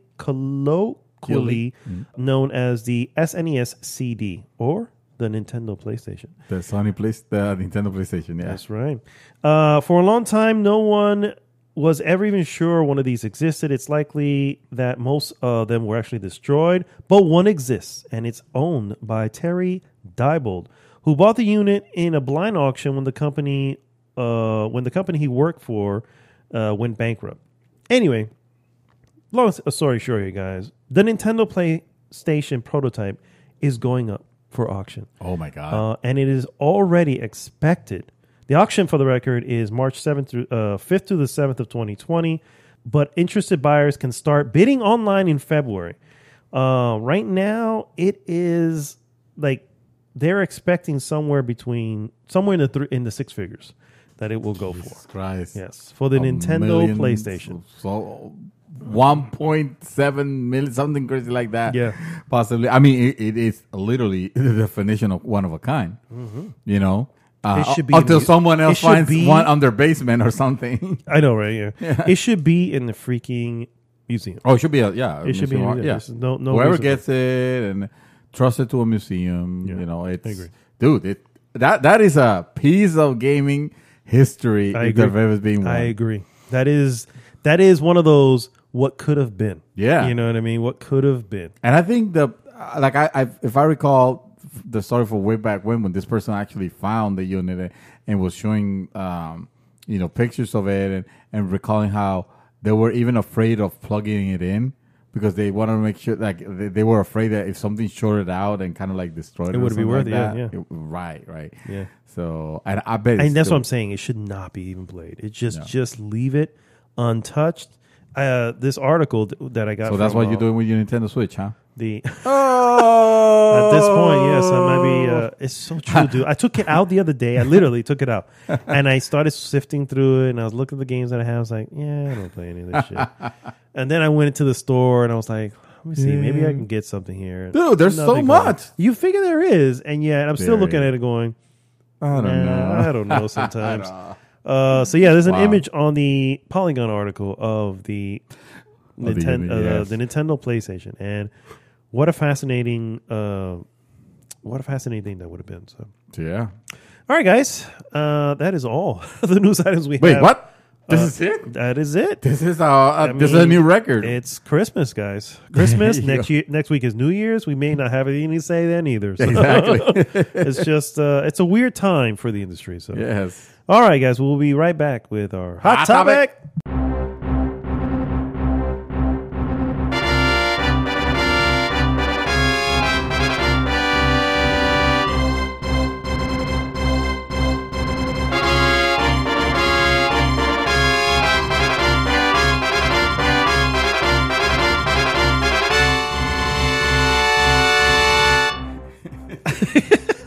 And we're back. And we are back. Damn it. And it is time to air your grievances. Darth Grievous Brought to you by Lucasfilm and Disney. and Disney. Damn it. And our hot topic of the week. Hot topic of the week, guys. It is our Rise of Skywalker review. As mentioned earlier, we are first going to start off with our overall impressions, spoiler free. Yeah. And obviously, anything on the trailer, if you've seen it, it may come up, but that's on the trailer, so that's not really a spoiler. Yeah. But outside of that, we'll probably want to bring those up. But just in case, we'll keep it to that's the maximum. It's in the trailer. I'll bring it up. You know what I mean? And then, of course, we'll move into our spoiler portion. The Emperor laughs at you. That was in the trailer. That was in the trailer. Yeah, that was in the trailer. It was in the trailer. Yep. Nothing you can do about that. Nothing you know. Yep. All right, sir. Oh, right. Let's kick this shit off. What did you think of this smoking turd? Oh, I'm going to wow. It's going to be like that, huh? All right. I feel like we should preface a little bit before First off, we go in. yeah. All the, you know. For the record, I am joking. It's not. Into It's the not a dark smoking side. turd. Oh, my God. It's not a smoking turd. It's a wet fart. No. No. Sorry. I don't Sorry, start that's like that. hilarious. All right. So, stop. Oh, Sour time. I think you just used the force. So, let's preface by with some facts here. We're both super fans, Sour super fans. We obviously love the lore, love Absolutely, the stories, and And this doesn't change that. this doesn't change yeah. that. Even the much maligned prequels, I found elements that I could enjoy. You Yes, know, agreed. there's some things and there was a lot of heavy, critique of some of the decisions made on the prequels because we love the source Correct. material, Mm-hmm. and even though the prequels are not considered to be like the best, and you skipped them on your rewatch of Star Wars, you skipped them all together. I did. So it's and I like kind of feel bad about it now, so I'm not going to lie. So well, let's be fair. Phantom Menace was never going to be. There was never a universe where Phantom Menace was considered to be a good movie. I would say Attack of the Clones may be even worse. But really. that's just me. That's just You see, I was of the belief, or I believe, Phantom Menace bad. Attack of the Clones, less bad. not as bad. Not as bad. What's it called? Revenge of the Sith. Revenge of the Sith. Actually, quite entertaining. I would dare to say decent. These good. You know what? Fuck the bullshit. I'm just gonna straight out say I enjoyed that fucking film. All right. Okay. There were some elements of it that was ridiculous. There was it was stupid, and I still don't like I still don't like the turn of Anakin Skywalker so sudden and all that, and there are no children's here. There are younglings because whatever. Yeah. But that's fine. We're not reviewing the prequels. What I meant to say is that even on those films, I was able to get enjoyment of it, and I have rewatched them as well. Which surprisingly enough, I have not rewatched. Well, except for the times that I've watched the movie twice in the theater for Rise of Rise of Skywalker. You saw it already again? No, sorry. Return of the Jedi. No. I'm talking about the new trilogy. Oh. The first one. Yeah. Force Awakens. Force Awakens. Thank you. This is gonna be difficult for me because I am forgetful of titles, especially the latest one. So Force Awakens I saw on the movie theaters twice, but never again. I would invite you to rewatch that again. Force Awakens. Well, the Force Awakens is the one I thought. What's the second one? Last Jedi. Last Jedi. I thought, I watched it also a couple of times in the movies. I thought it was great, but again, another movie that I didn't rewatch, and it was not so much a matter that I didn't like him or anything like that. It was, I think, it was just a matter of I got my feel. Yeah, I believe I own both of them. I did, yeah. Or maybe it's just the Force Awakens. But anyway, I was building my collection. This third movie, I did not care for at all. Unfortunately, I not even a little bit. Not even a tiny bit. It just from the moment I was. Unfortunately, it was already painted in a negative connotation when the reviews came out the week before, and they were already like panning them, So, but I was still of the thought of, well, even the Last Jedi was, which I thought it was a great movie. It was still divisive, amongst people, and you can't really please everyone. I'll be okay. Maybe this is Star Wars. What's the worst thing that could happen? They're not gonna have another Phantom Menace. Well, I'm glad to say that they not have another Phantom Menace. But what we ended up here, I will easily put it as the second worst Star Wars movie. Of all of them, and I'm including Solo on this one. And Solo wasn't terrible, but it was unnecessary. It was unnecessary. It was unnecessary. Yeah. And I mean, it was a solid 7. It was maybe 6.5. It had good moments.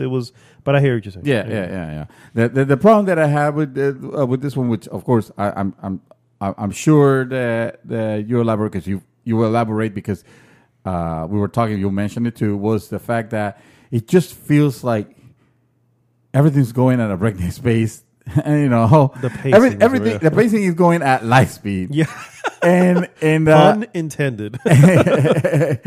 And like there is no breathing room for the things that happens from scene to scene.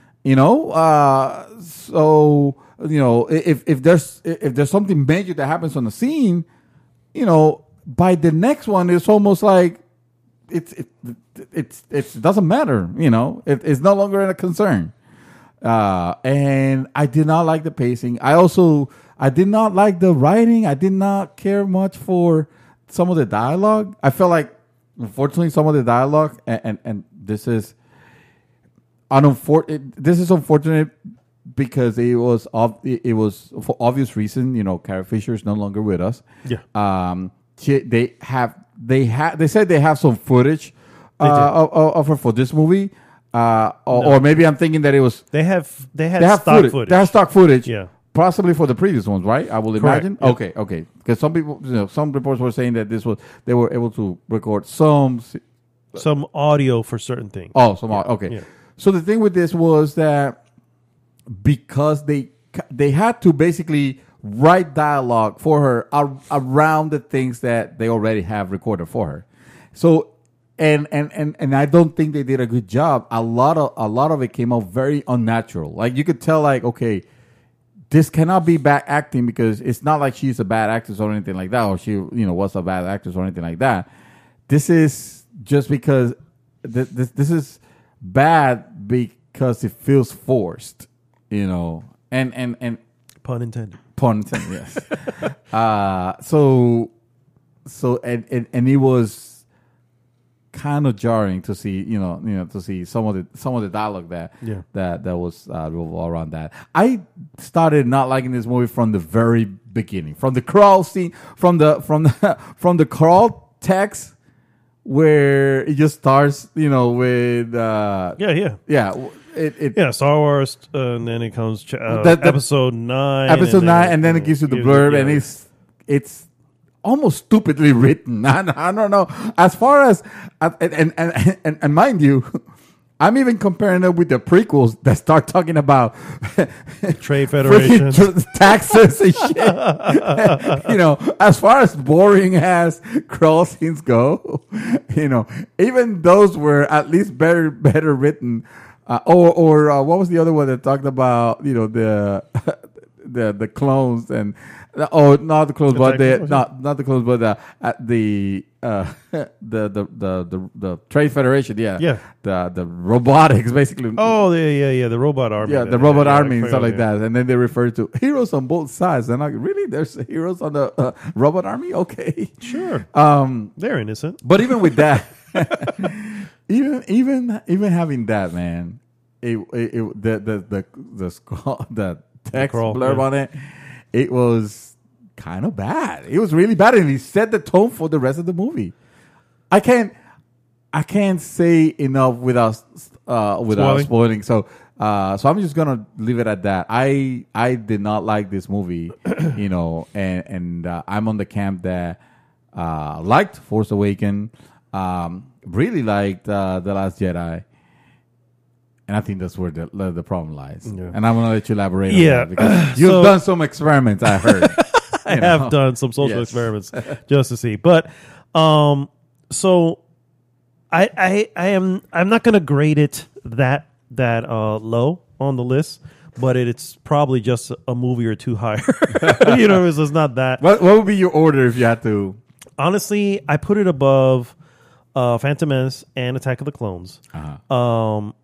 And probably, because then I would put it that after that, I would probably put Revenge of the It's going to be Revenge of the Sith or Solo, one of those two. We'll leave them there. And then it'll be like right above that. So the prequels down there, the prequels are not. The prequels are I didn't like Revenge of the Sith. It had good moments, and all of them did. For the record, all episodes 1, 2, 3 all had great moments.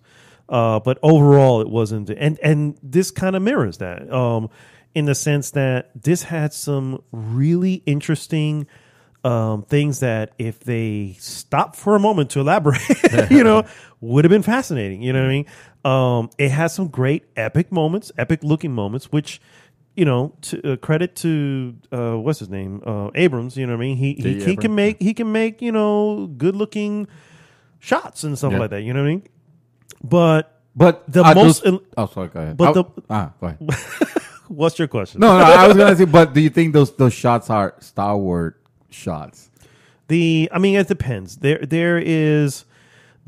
I can't say what I have to say it in spoilers, and I can go more detailed spoilers. Keep going. So, I don't want you to. So overall, it's the biggest issue with this film is there's just way too much There's just way too much. Okay. As you mentioned, the opening crawl where, whatever, that opening crawl includes so much information that if you miss that opening crawl, you have no fucking clue what the fuck's going on. Because it's just jam-packed with all this. I mean, it's the most dense opening crawl of all the Star Wars films. And that encapsulates the film. It's like we need to fit in 5 hours worth of materials to close this this entire whatever. But we have 2 hours to do it. We need to justify everybody's position in the universe as it stands right now. Correct. And it was a breakneck pace in the beginning. It was just flying. We just got here and all right, this is happening. Oh, we got to go. We got to go over here now. And we get there and wow, man, this is we got to go. No, don't sit. Let's keep going. Dude, these guys were just running everywhere. Everybody's always running. I'm like, It was way too much. And this is like in the first half of the film, right? Yeah. Then the second half of the film is where shit just gets absolutely loopy. And now we're introducing elements where it doesn't take, don't get me wrong, I get sci-fi and whatever, but at some point it just needs to make some kind of sense. You know what I mean? And now we're just throwing everything out, together. Elements, the biggest issue I think with this film was it really feels like it needed to correct certain things from the last one. Yes. I loved The Last Jedi. The Last Jedi may be my favorite of all the Star Wars. And the reason for that is because it did something. It elevated the franchise, right? It stopped and said, we're going to do beautiful shots that mean something. It's going to do there are shots of and I'm talking about Last Jedi of Carrie Fisher.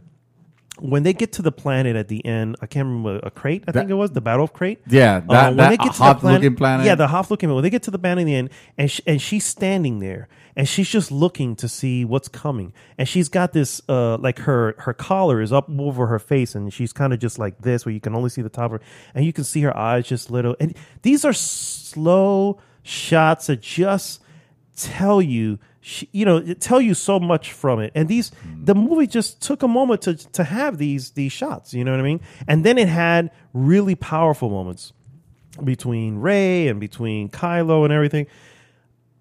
All those things got thrown out. Now it's just about let's just have fun. That we're gonna have lightsabers all over the place. We're gonna have shit blowing up because why not?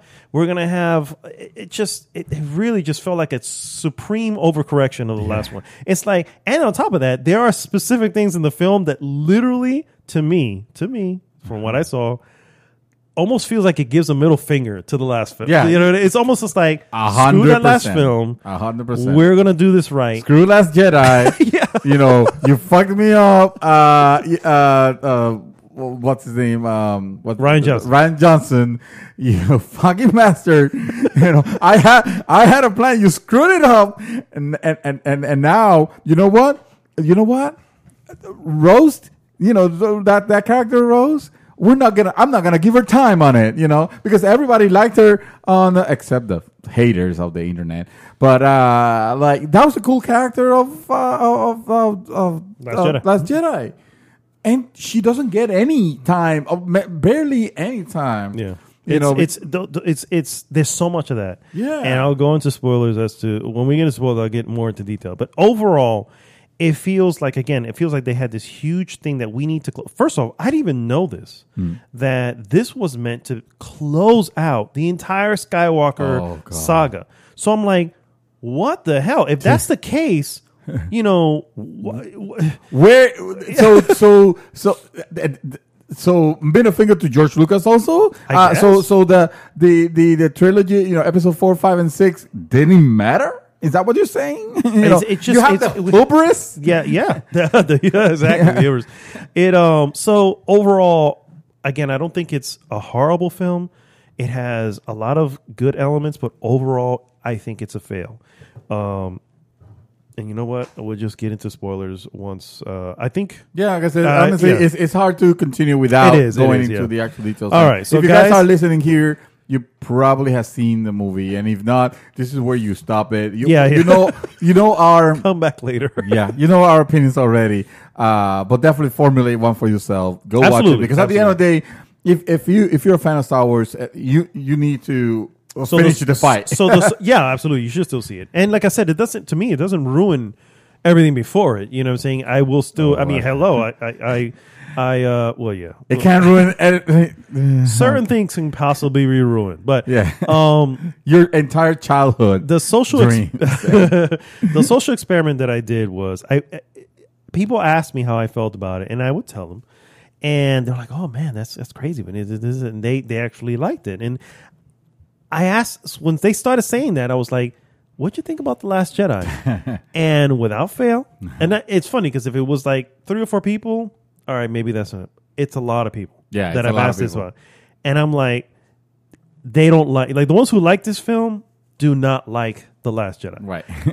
And vice versa, because I have found people who love The Last Jedi, which, to be fair, is rare, and they didn't like this one. Yeah. So I'm going, okay, clearly there is a divide here. And the divide is, you're either with Ryan Johnston or you're not with Ryan Johnston. So to the point where someone asked me, "Hey, should I see it?" I asked them, "What did you think of The Last Jedi?" Because the answer is going to be, if you like The Last Jedi, you probably don't want to see it. Wait for it to rental. If you didn't like The Last Jedi, rush to the theaters to see it, because you're gonna love this shit. You're gonna get this. You're gonna be happy with it. Yes. So it's so weird because I swear to God, it had to be at least 10 people. It's just the most ridiculous thing where I was like, I can give you 2 more to that list. There you go. 12 people. It's just like, man, I can't even believe how that divide works. That was not very accurate, for the most part. And I feel like it was a lot of the people that didn't like the way that The Last Jedi was developing. They were okay with the correction that this one took. And you were saying it at the beginning, before we even saw when we started seeing the trailers, and you were talking about the correction you felt that it was happening. Yeah, and I was hoping I was wrong. I really was hoping. I didn't understand what you meant in the sense of I mean, what was bad? That's the thing. What was bad about The Last Jedi? Yes, I understand. It had I understand it had a scene that dragged for too long and didn't need to happen and blah, blah, blah, blah. But the movie itself has some incredibly thrilling moments. And just when you thought it was, this is the end, right? No, it gave you, like half an hour or 45 minutes more of holy shit moments. And then when you thought it was amazing, something else comes on and you're like, wow, like what else, guys?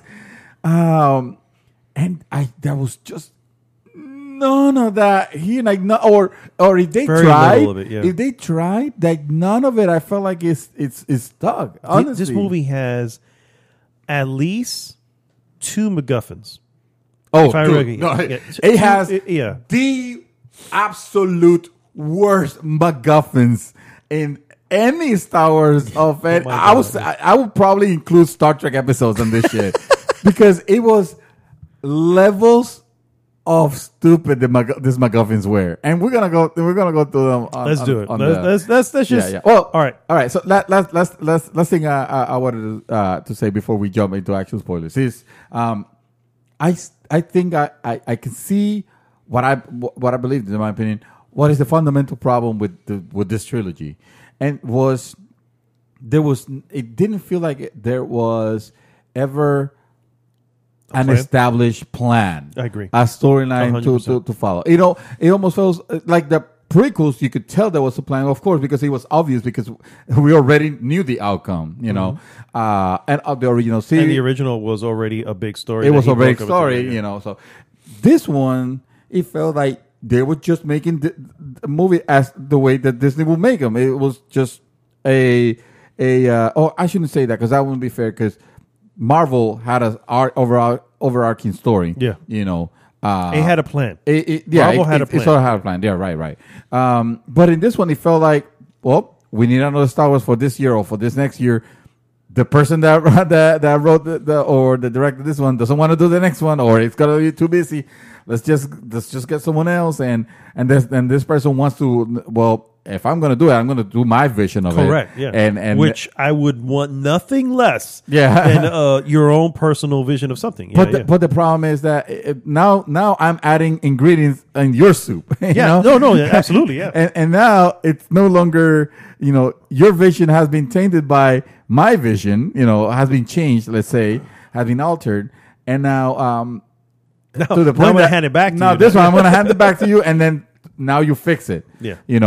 I don't like. I will still not blame J.J. Abrams. Yeah. I mean, for what at some point, he's like, well, he's got so many. He did the best he could with what he was given because he has so many masters to please. He has Disney saying this needs to not be divisive because we didn't like what happened last time, and I'm sure that was a conversation. Maybe not in those exact words, but that was a conversation because Disney wants everybody to love their shit. Yeah. That's one. 2.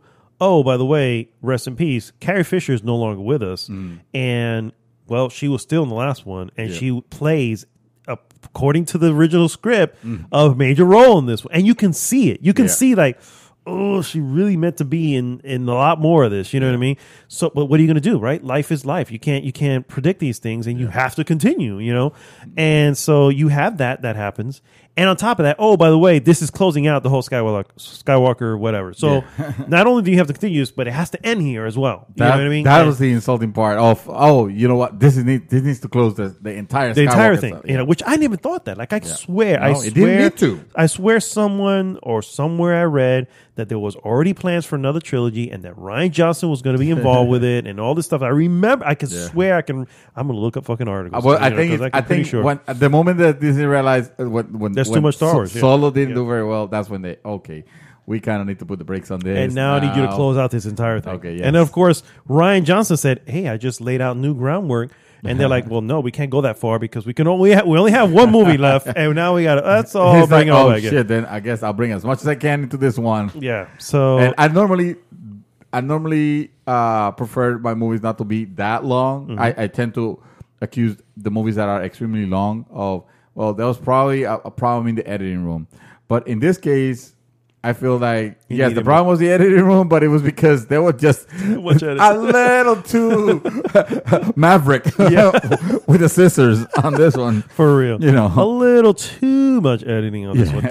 This is one of those rare things that I feel like before Hollywood did a lot of this where they had a bunch of like Harry Potter did it, Twilight did it, where when they got to the last book or last chapter, they split it into two, right? You know, and I always looked at it going, okay, this is just the movies just want to make more money. They're trying to stretch it out, whatever.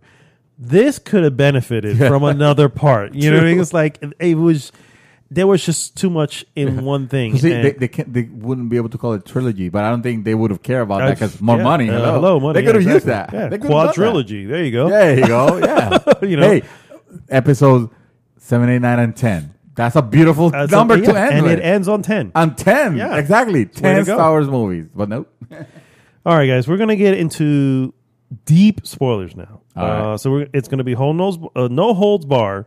If you have not seen the movie and you don't want to get spoiled, and this is just to piss off the Star Wars fans, we're gonna play the Star Trek alert right here, so you guys can hear. Red alert! It is happening now. Shields up. So we are now in spoilers. So where do we begin?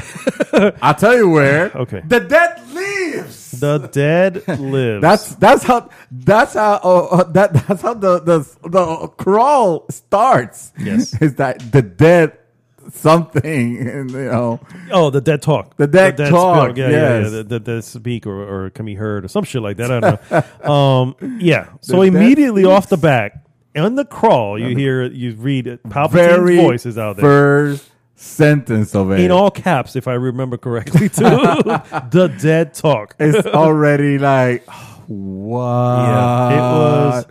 It already leads, and of course, so to be fair, let me not start the bashing just yet. Let me say, says the one that literally started the bashing. I know, but let me say what I did enjoy and some of the stuff that I feel that they could have built upon. Okay. What I did enjoy early on is first off the way the design look of where the Emperor was at. This that weird the design of where he was at was cool. The world of whatever that Sith world the Sith is. world of whatever. The Sith world. Planet X, we'll call it. So wherever he was at there, the look of where that was really cool. It was well designed. So I got like this. When it jumped into Poe and Finn, and you realize that they're having to do these short light jumps through whatever. I dug it. I'm not gonna lie. I dug it because I dug it because hated that. Because it obviously pulls from the last one where like they can follow us through light speed. So what do we have to do to get out of light speed? So let's jump like crazy, like no other, like we have never seen, clearly jumps before. Let's do micro jumps, some of them and literally in the atmosphere of planets without crashing. Correct. That's the portion of it that I didn't care for too much. I would have liked to see that little further, and also feels like that was leading to something, and we never see it again. You No. know, it's never. There's like a I'm saying, lot there of was no- things there's- that yeah, that never you never see again. Yeah, it's like start leading to somewhere and nope. Yeah. it got cut somehow. it got cut. It's on the cutting room floor somewhere. So that I found that interesting because I was like, you know what? Again, it pulls this thing where okay, you can't get away in Lightspeed anymore because that technology's out there. What is it that you gotta do now? We can argue as to if the solution they have makes sense or not, but I was like, well, I guess that kind of does. You know what I mean? That what other way do you get away? I don't like I don't like that this movie took so many freedoms with the established. Like I bet that there was technical manuals. You know, they do technical manuals for elements, important elements of the filmography, so that when the next person is writing about it and all that, they don't make some crazy decision and be like, It overturns you something. can't have a Jedi holding a red lightsaber. Come on, Yeah, you know, exactly. stuff like that, or light, jump light speed doesn't work that way. You know, stuff like that. And yes, we can argue that technology progresses also in Star Wars, and now they're kind of able to do stuff like that, but. Yeah.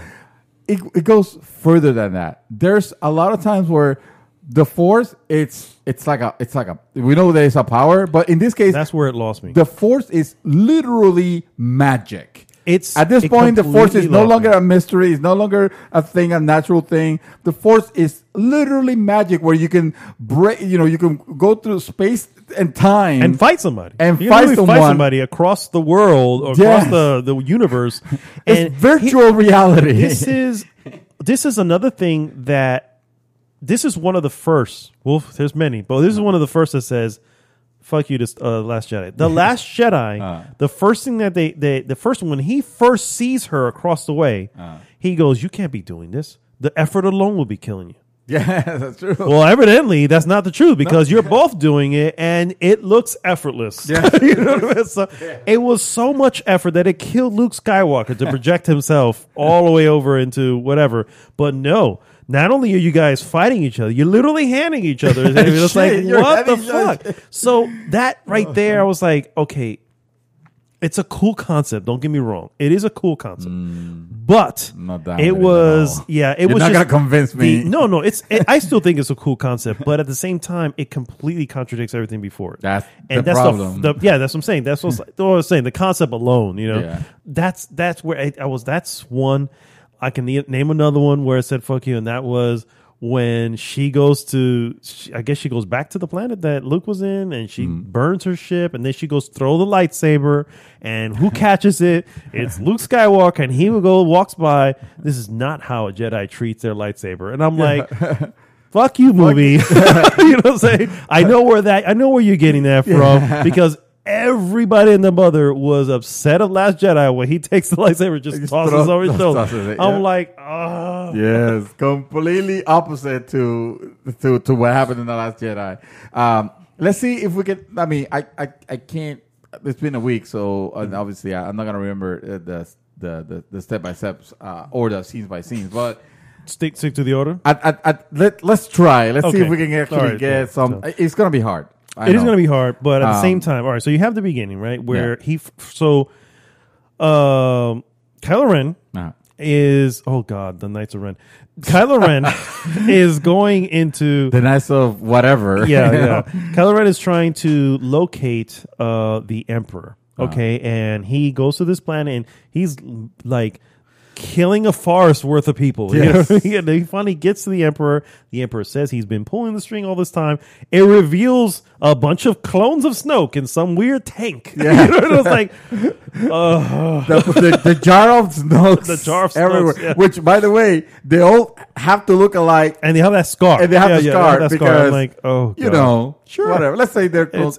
Whatever. It is a natural imperfection Just- in cloning. You already started bad when you said the Emperor was there. Yes, Because the Emperor lives, guys. this is the most ridiculous part. And we already anticipated it, of course, because of the Because of the trailers. laughter. But, I mean, we were at least I was hoping that I was spoiled. Remember I mentioned I was spoiled? That's what I was spoiled. Oh, that it was going to appear? That he's in there. Because it was some stupid article I ran into that goes, so when Kylo speaks to Palpatine, I'm like, you motherfuckers. Yeah, that's why I don't read that. I was like, oh my God. But it's already, it already, we know that in The Last Jedi, obviously, Snoke is killed. Yeah. And this is the part where I'm thinking, like, Ryan Johnson says, okay, Abraham, now you deal with this shit now. Yeah, like, what are you going to do? And he has no choice. Abraham has no choice but to go back into the well of, well, we can't make a stronger enemy. We can't make the dark side be its own entity. We don't want to make Kylo be the ultimate bad guy because he never acts like one, A. And B, we need someone to redeem because he acts like one. The beginning of this movie, he killed a farce full of people. Well, no, what I'm saying is like throughout the movie, you see them as conflicted. Obviously, you can see where he's. The only time I saw him conflicted was in part 1 before he took on. On the second one where he wasn't conflicted. I never got that from the second one. He wasn't conflicted. He was like, I don't know how to get rid of this dude. But he found a way to get it. And now he was free. And he was free not to be good. He was free to say, screw it all. Come with me, girl. He was we will rule everything. If you were to tell me, Kylo Ren was meant to be the next, Darth Vader. Like, there's nothing in this movie would have put in. That's what I'm saying. Yeah. I could definitely say that only because of Disney. He would have not been a strong villain, the ultimate villain. Because in neither one of these movies, regardless of his actions or whatever, and yes, he killed, Han Solo, but it was never played. He would have not reached the ankles of Darth fucking Vader, let alone the freaking Emperor, one of the best villains. I think he would maybe not caught up to Vader, but I think he would have gotten close to, you know what I mean? He was along those lines to that. You know what I mean? He was a great pilot like Vader was. Mm-hmm. He was a great swordsman. And I've always loved his style of fighting. He had this very different, like with his lightsaber and everything, very different. So I don't know. But Vader, Vader and the Emperor, those are bad guys. Kylo was he was an upset child. To be honest with you, he never, like, I never saw him as a real menace. If anything, he was. I mean, you could like a lot of people were pretty much expecting, he's gonna be the redemption mechanism. This is hard on his redemption. He's gonna be And what happens at the end? Exactly that. Not that I want to jump to the end right now. But like, what I'm trying to say is that you got J. Abrams without a choice, because what else? How can he, increase the stakes here? So according to J.J. Abrams and according to everybody else, Palpatine was always in the works. How true that is, terrible. I have no idea. That is terrible because then the two previous movies completely failed to even sort of establish or hint to that. And also, that is a slap in the face to George Lucas and the original series, the original trilogy, because Palpatine is fucking dead. Palpatine exploded. Died. He exploded. He was thrown down a shaft that was like God knows how many miles down, and then exploded. Yes. And, by the way, that place where he was at was the second Death Star that also exploded. So I'm like, come on. I mean, I get it. This is why I didn't want the redemption of Kylo Ren. And yes, I knew we're probably going to get it because that's what Star Wars is, and I get it. But part of me looked at The Last Jedi and said, maybe if they were able to do this ballsy move, maybe we'll get that. You know what I'm saying? Maybe they won't have a choice because it's like, well, I mean, what else is there? If Anakin, if little Anakin became Darth Vader, there's a possibility that this could have been. But just like you said, fucking Disney. Yeah. They were not gonna. They were not gonna do it. So we see the Emperor, and then he says his plan, and hey, well, you need to get with Rey and bring her to me. And God the Emperor has been broadcasting his presence, even though again. Yeah, exactly. Nobody. Nobody's seen it yet. This entire planet. By the way, the route to this planet is damn near impossible. Okay, you need to have a specific. Was it called a holocron or something like a specific thing so you can use to find this one place? And it looks like they're flying through hell, right? Because it looked like they're flying through hell to find this one planet, right? That's how he gets there. Yeah, he tells him, "Bring her to me." Blah blah blah blah blah. And then from there we go to Poe and Finn, and they're Poe and Finn and don't even get me started on their ridiculous back and forth. That was so cringy and annoying more than entertaining, where, they're basically acting like friend. First of all, Poe is back to being a jackass. You remember how in the first one, it's like, in the first one, he barely have any. I didn't see him as on the set. I've always felt like I never really liked. Anyway, on this one, he is, there is like almost like a frenemy situation, where with Poe, where I don't know what they're trying to convey here. If it's the fact that is Finn in love with Rey? Is there any sort of romance implied on this thing? And if so, whatever happened to Rico or what's her name? I forgot. Kelly Tran. I remember her. Kelly, I don't remember. Rico, Rose. Yeah. What happened, between him and Rose, if anything whatsoever? Nothing. There's nothing at all. Yeah, nothing at all. Nothing happened. There's a scene that keeps on going throughout the movie. It's like, are you gonna tell me now what what was exactly the thing where? So first off, this is a little bit after this where we're at in the thing, and I guess we can jump to it. It's no big deal. Yeah.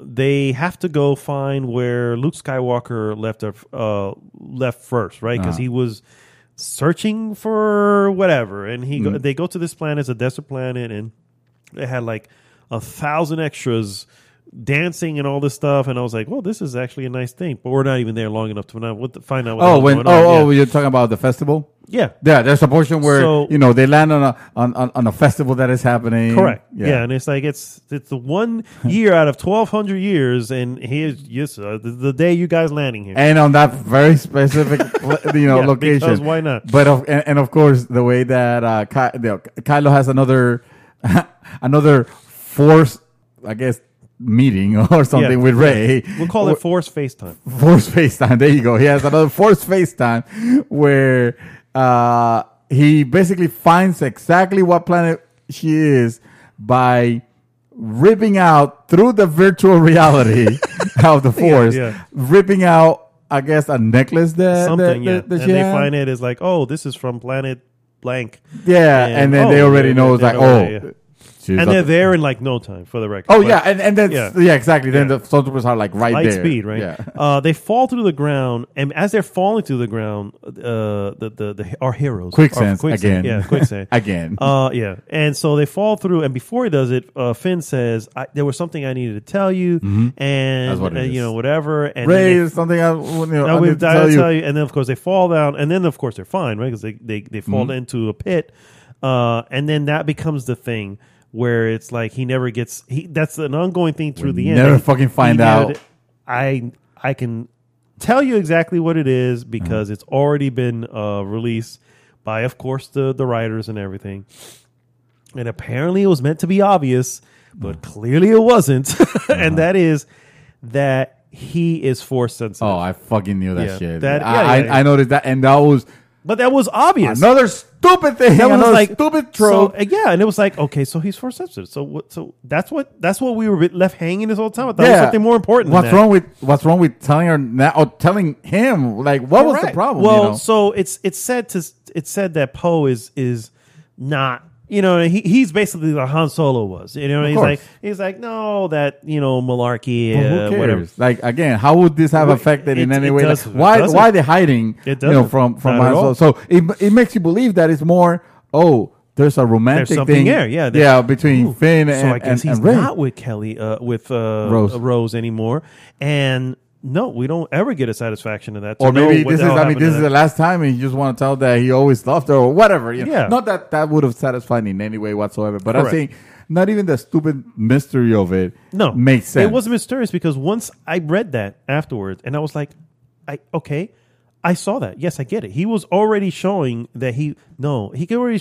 has like whatever. And I'm like, okay, but why? Who cares? Like, there was a boy with a broom in the last one that had it. No one, that wasn't a secret. Yeah. Why is this a secret? You know, why is this such a big, why here? Why does it need to be here? It's not like you are keeping the secret from the Empire. Yeah. You're with the rebels. Yeah. Tell them all. They're all going to be fine. If you are force sensitive, they could fucking probably use They would that. love you. They were like, holy shit, we can use this guy. You know what I mean? Yes. But it's no freaking sense for them to make that thing. So many freaking plot holes on it, and so much fucking retconning of the established lore of Star Wars. The first thing that I will mention that I absolutely hated, that I just didn't buy. Like it was one of the first things I just said, nope, I'm not in on this movie, and that is that she is Palpatine's granddaughter. Yes. That was Rey is Palpatine's granddaughter. Terrible. Please explain to me how that works, guys, because I have been for a while. I like to go down rabbit holes, for the record. So I started doing lots of research. Like, when could this have happened? Who would it have been with? A lot of stuff. It's a Star Wars movie. We need a reveal. We need something. We need I am your father's moment. Yes, and that shit does not fucking work. Okay, it did not land. It wasn't a holy crap, I can't believe this. It was, wow, that's the stupidest shit I've ever heard. So you're saying that Palpatine, all right, basically had someone, and we don't know who those people are, right? Because they're not to be seen anywhere. No. and those people end up leaving her in dude, it just doesn't make sense. If you really think about that, if you are looking for your because that's the plan. He's been planning this for forever. He needs his not his kids. I need my granddaughter or grandchild. Fuck my kid. It doesn't matter. They're not important. They're not important. How the hell do you let her escape? How do you let her get lost? How do you know what I'm saying? It's like, if you're that connected to the Force, how do you let her get lost? This just makes no sense. If we're gonna make that the argument, let's start with the fact that while the Death Stars, while all the conflicts and all that, there was a mega armada of like a million of planet destroying star destroyers.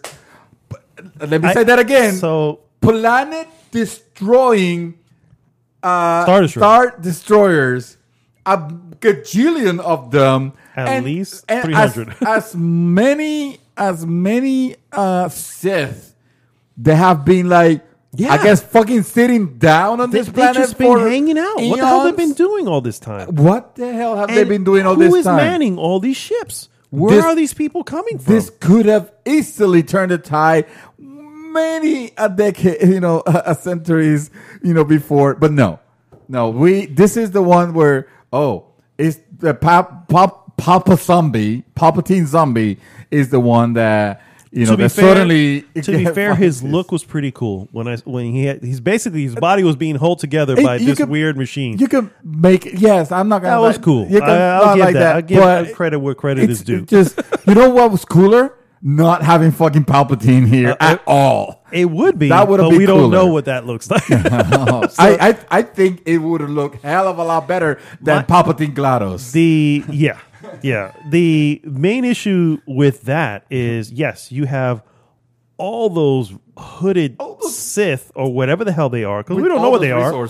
Yeah. We have no clue what they're doing. Sith. Supposedly, I would assume, right? Because this is a Sith planet, so yeah, it's got to be Sith, right? So. Sith apparently is a species, not really. Sith is actually a species, but then it became a religion. But yeah. All right.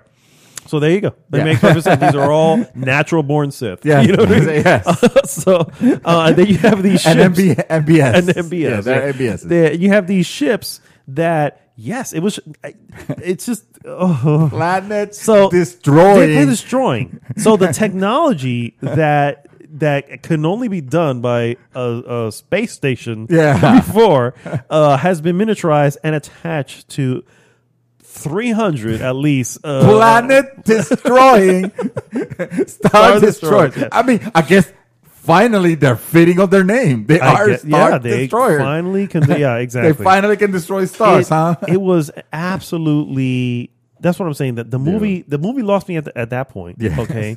The Force healing was interesting, but For a Palpatine. Exactly. A Palpatine. Oh, and heal. then immediately he can do it too. So Kylo Ren suddenly goes, "Oh, I can do that. Let me go heal her." Yeah, you know what I mean? this is the way it works. That's because that's the way the Force works now. Yeah, exactly. It's like, oh my god, so much stuff. The second thing I can say that really just like stuck the nail into the coffin of this thing was Kylo Ren's redemption. Kylo Ren's It was like, redemption, so he did everything we saw him do prior to this. Mm-hmm.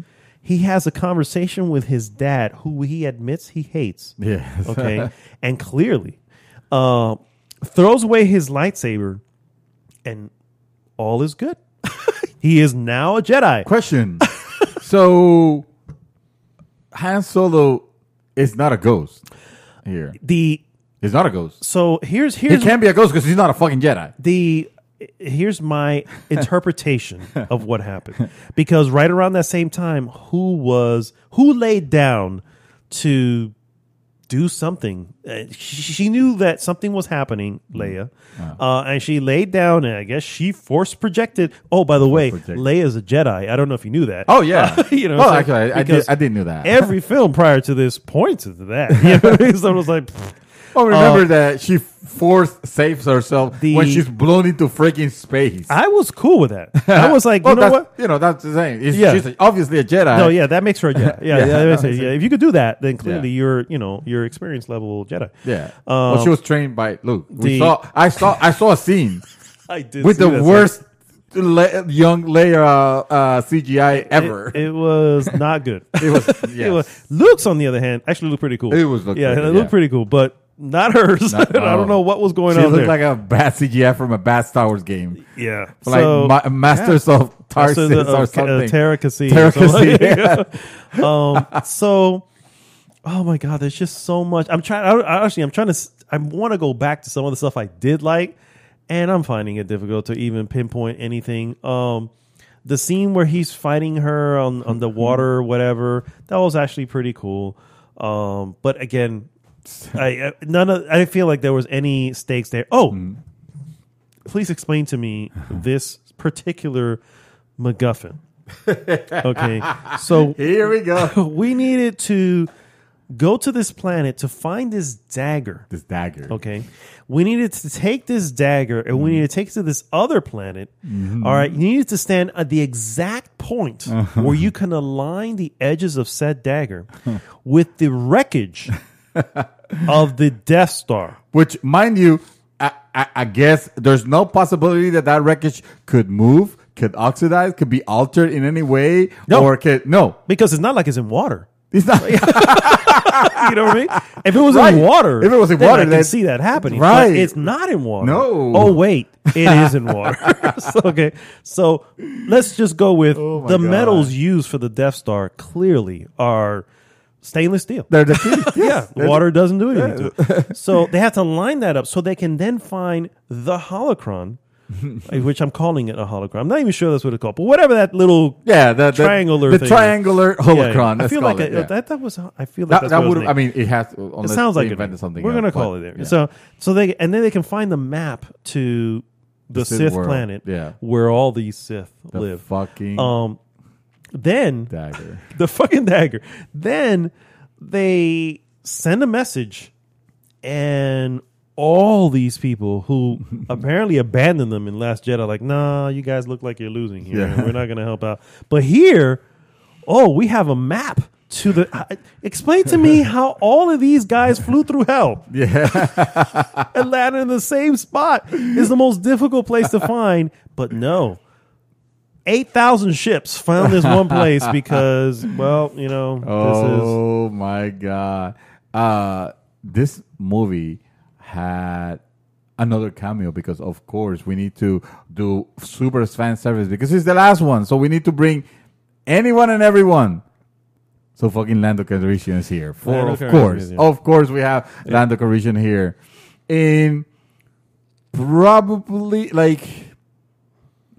It was cool the first time, right? The moment you see him, you go, "Oh, this is cool. This is Lando. Yeah. It was cool to see. Yeah, although, I like this. Again, I guess, I don't know. You happen to be on this planet, huh? Really? Of all the planets, Lando. Luke and I came here for this, and so you were here for the last 30 years. That's what you say. He went off to the planet, said, "I quit."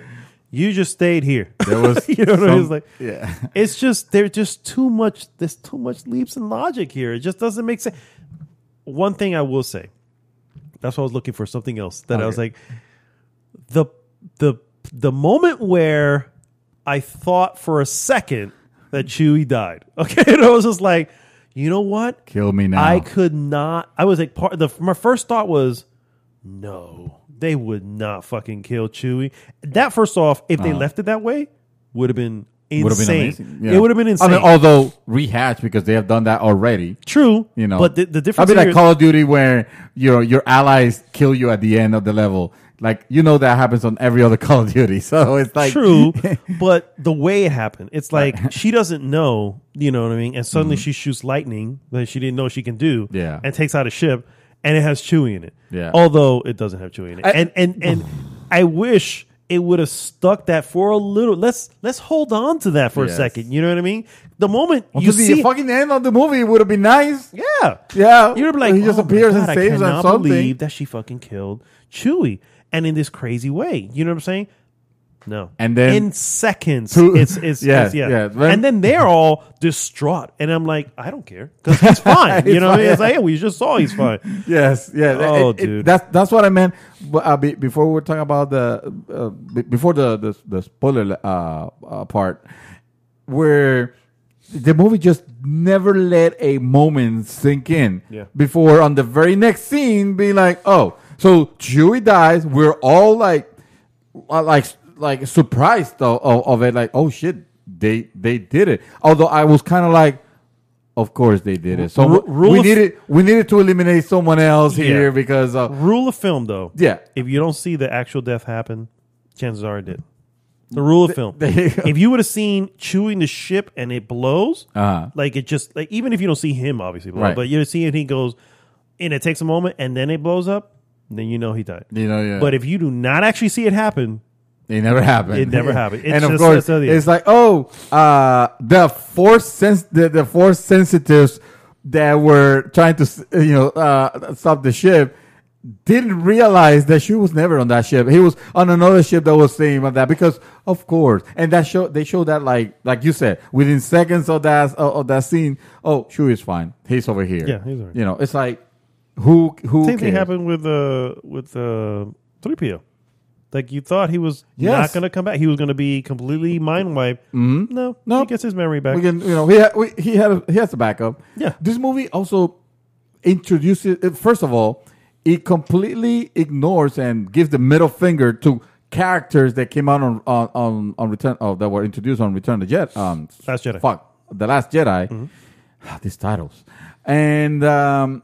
But then has the gall to introduce new characters and try to force them into like having a relationship with our characters. Like that lady, like Bonnie whoever the fuck was their name. Yeah. I know like, you're talking about. Like who cares? Yeah. That's what I'm gonna call it. Who cares? Why? Because who cares with the mask? Because she always has the mask on, so it's not like we can even see her face.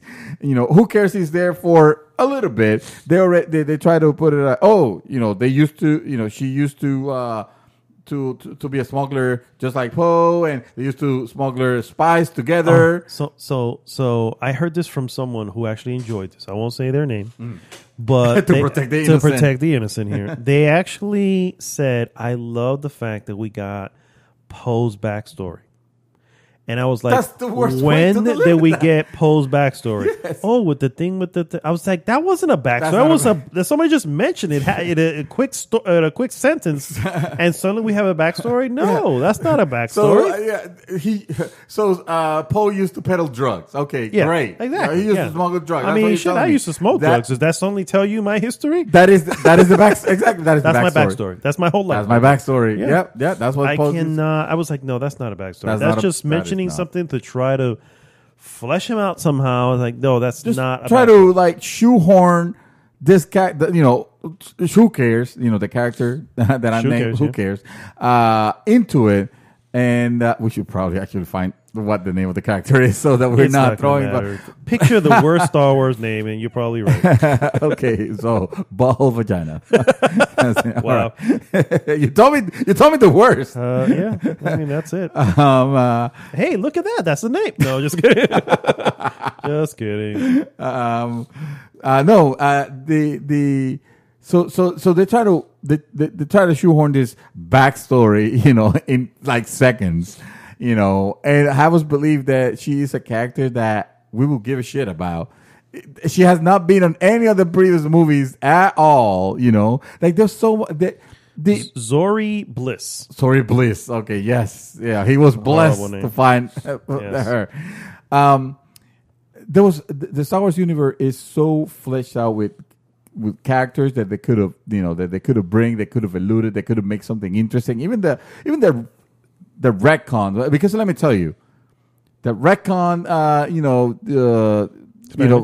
what are they calling it now? Universe? Expanded universe or the legends or whatever Star Wars legends. Star Wars Legends. Yeah. Phenomenally better, fiction than what we ended up getting here. Oh, dude, By a country mile. there are characters in The Mandalorian that are only there for like an episode or two that are better than the characters. I'm thinking of and yes, granted, the on the books they make what's his name, blue guy with red eyes. Oh, He's, Greedo? No. He's an Empire general. He was. Oh, Thrawn. Thrawn, yeah. Why not bring him? He's a fantastic character that would have, that it would have been interesting to find out. Maybe he is the mastermind, and maybe he's a really cool mastermind, and he doesn't have to be a deformed force of whatever. He's just a fucking evil person, like something like that. Like play with that. Not Palpatine. Or Mara Jade. Bring fucking Mara Jade. Why not? Like who cares? It doesn't have to have marriage, be connected to Luke or anything like that. Yeah. Just have the character, But then again, they would have to have introduced these characters on the previous movie. Because if you bring them here, that would not have fixed. Because we're gonna go, out of nowhere, this person. Out of nowhere. So that's what I'm saying. This movie did and not it's have still that way. Out of nowhere, Palpatine is the one. Exactly. It's still the same answer. We revived Palpatine because. I mean, we couldn't figure out anything else. Somewhere, 5 or 6 of those guys in cloaks that are Sith and found his pieces in space and then put them back. And together. then let's bring bring more characters. What's her name? That ride horses. The horsemen. Yeah. That are just I'll look her up right now. They're supposedly ex stormtroopers. Yep. That just like Finn, they turn coat on the Empire because they're traitors, and now they're like a ragtag group. That was a cool idea. It's like, man, that's whatever. But I don't know, man. How do you justify living in a empire of technology and all that, and then you don't like? Obviously, I'm okay with you don't like their ideals. You don't like what they did. They gave you an order to kill a bunch of civilians. You were like, nope, fuck that shit. I'm gonna go back to Desert City, huh? Her name was Jana. Okay, and ride horses, and they had a good life, like whatever. You know what I mean? Dude, I was Solo okay with did that. it a lot better. I was actually okay with their thing, but none of them mattered to me. So None any of them that matter. got killed when she was in danger, I'm like, I don't care about it. I just met her. Yeah. You know, I cared about Rose. She was in the same moment with Yes. them, and I'm like, okay. And oh my god, that end, dude. That end was the Knights of Ren. Let's do God. it. Let's do the Knights of Ren. Bro. Let's go ahead and talk about the useless, completely the supposed to be deadly Knights of Ren. What are they doing half the time in this film? Just nothing, hiding in a corner, looking, observing. They're a bunch of observers. The moment they fight, they don't fight any better than any stormtrooper. Yeah, I agree. But here's the thing: they start kicking Kylo Ren's ass because Kylo Ren does not have a lightsaber. Yeah. So you mean to tell me that the fucking guy that can throw lightning from his hands, you know, that can move shit over, that can stop a blaster with his hand, suddenly gets his ass kicked because he doesn't have his lightsaber with him? None of them had lightsabers. What the hell is that? It's just, that's ridiculous. That the moment he gets the lightsaber, again, by virtue, Rey faxes him the lightsaber from her hand. She puts it in her box, and he's able to get into her box. Exactly. And He put it on the inventory box. Yeah, exactly. And then, so she reaches back as if to strike, which is another thing that I'm going to need a minute to talk about. Okay. As she was to strike Palpatine because Palpatine wanted it, and then so the lightsaber disappears from her hand. Obviously, we don't see that. We just see that now Kylo has, he reached down to the back, and now he has Rey's lightsaber because hey, that's how the Force works. And now he's kicking ass and destroy the Knights of Ren, which was completely useless. Yeah, the Knights of Ren were the most ridiculous thing. I liked the characters from Snoke's throne room more than the exponentially better. Yeah. Of course, shit. Yeah. Let me ask you, what the hell is this Palpatine's sixth perversion with being struck down? Like, again, he wants to be strike me down. And complete your journey. It is so stupid. Like, again, like, really? This time that's your line again? Yeah, I know. It's rehashing the same crap. That's what I'm saying, bro. Why are they doing that? What? Also, please explain to me this huge bolt of lightning that he throws up, and all the ships suddenly start falling down. You're like, it was, but it takes forever for them to fall down. But not the other ships, because they're not in the same sky. Exactly. The Star Destroyer ships are fine. Yes. They are lightning proof. They're like, but no, every other ship is like, crap, we didn't upgrade our ships, and now we're getting hit with lightning. We're getting hit with lightning that disables our ship, not destroy them. They disable them. Just temporarily. Temporarily, exactly. They don't matter because they're going to fall really slow. Yeah, and none of them are going to crash or anything like that we see. Yeah. But yes, it's a temporary thing. Yeah. Emperor has the power to do that, and for some reason he wants to be struck down, even though he was fucking. He was struck. He was dead. You were dead, dude. Yeah, hello. Why? You had blown up with everything. What is this? Really think about that for a second. You were blown up with everything. You were super struck down. Yeah, like, it's like, you should have been satisfied. Yeah. You should have been like, this is exactly what I needed. That's exactly. You know, let's go ahead and continue this perversion route, and let's talk about super ultra omega creepy Lando Calrissian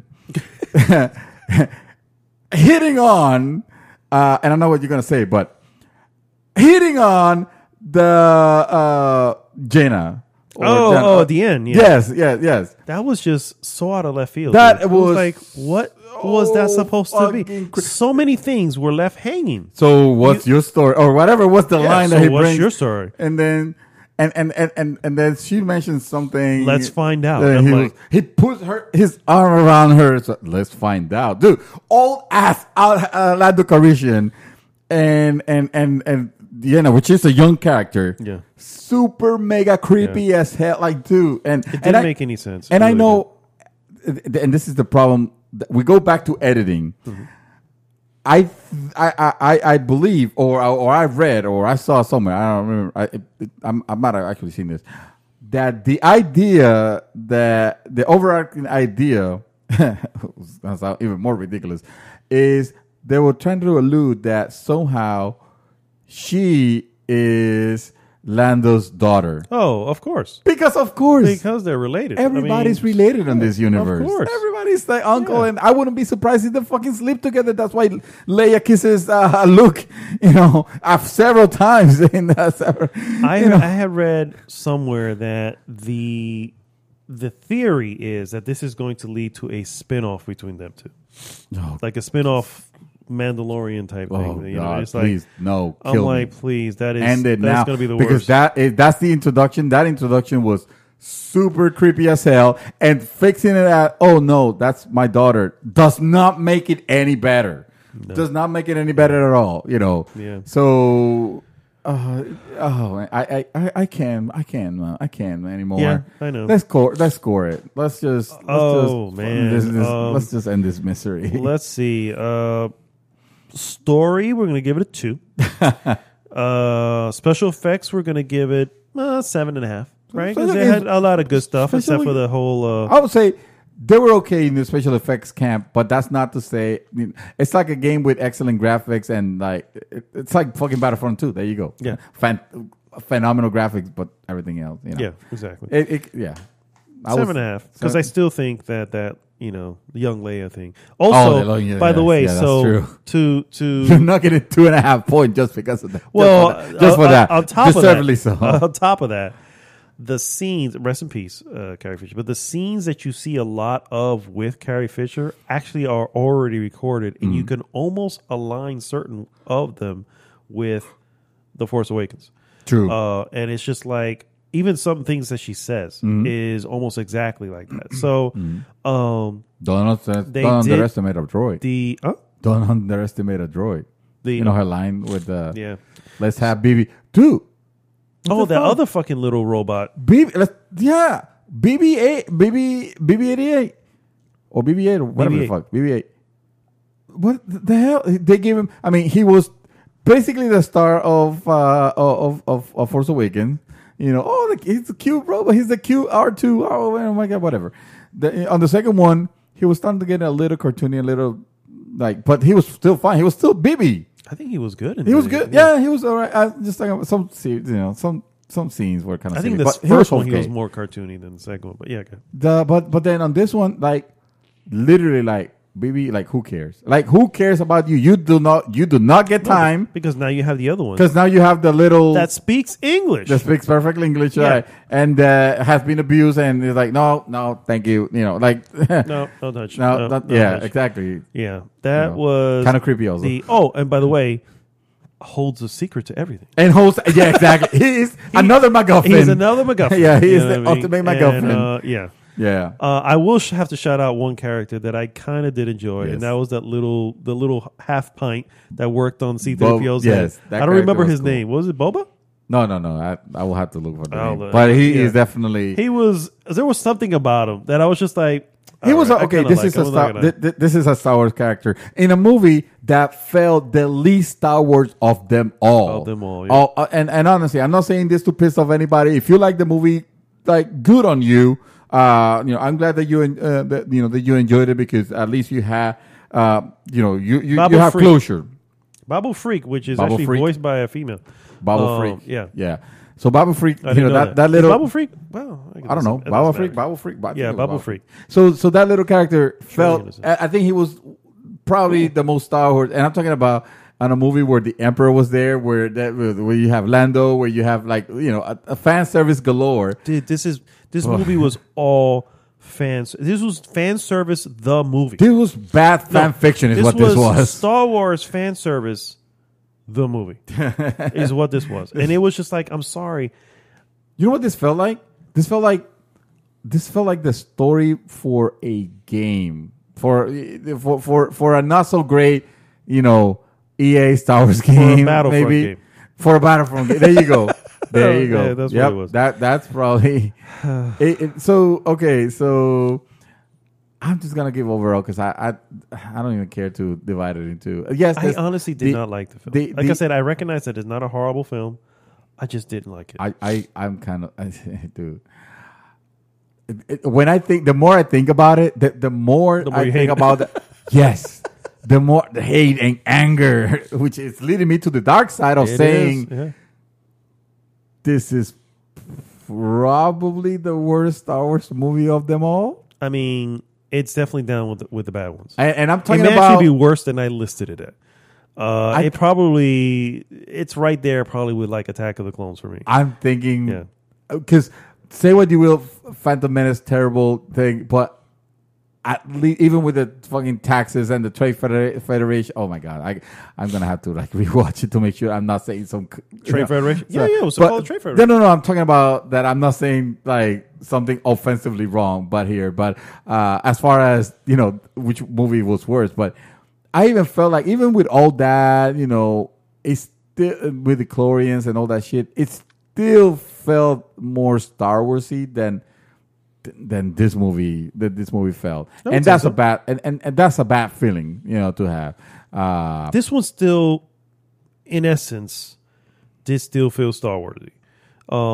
But it felt almost ridiculous. It was just Star Warsy to the max, to the point where now we are on the level of ridiculous. This felt like a movie made by someone that hates Star Wars, actually, to me, because it just changed so many things, and it's sloppy by design. And again, I would not. I'm not even mad at J.J. Abrams because he has done some good job. He did a great job with Force Awakens, even though he was kind of following a little bit too close on it. In out of spoilers, and I'll say it here and again spoilers, I invite you to watch that film again. Yeah, because I watched it again, and I'm gonna tell you, I don't think it ages. It holds out. I don't okay, think it holds out. I watched it, and I was just like, it probably doesn't. It probably doesn't. But I still think that he was trying to bring back either bring back his idea or try to come up with something from. I'm gonna call it a mess, even though I kind of enjoyed The Last Jedi more. But it was obviously left in a state of okay. So now, what's there? What are the stakes for the third movie? The most beautiful thing about it, it was the unknown. It was. Oh, then Star Wars 9 should have been like the nothing. It should not have anything. So here is why, and I'm going to read this real quick. Well, go ahead, finish what you're saying, and then I'll read. No, well, I want to close comment on it, but okay, go ahead. Yeah.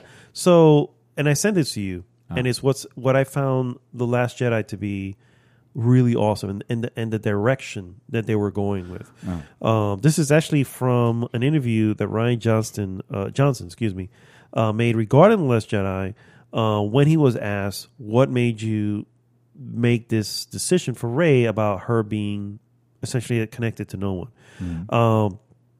And he says, quote, "The bigger thing was, if you look at, for example, the Vader, quote, 'I am your father' moment from Empire Strikes Back, I think that moment's so powerful because it's the hardest possible thing that Luke and us, the audience, could hear at that moment. It takes away the easy answers.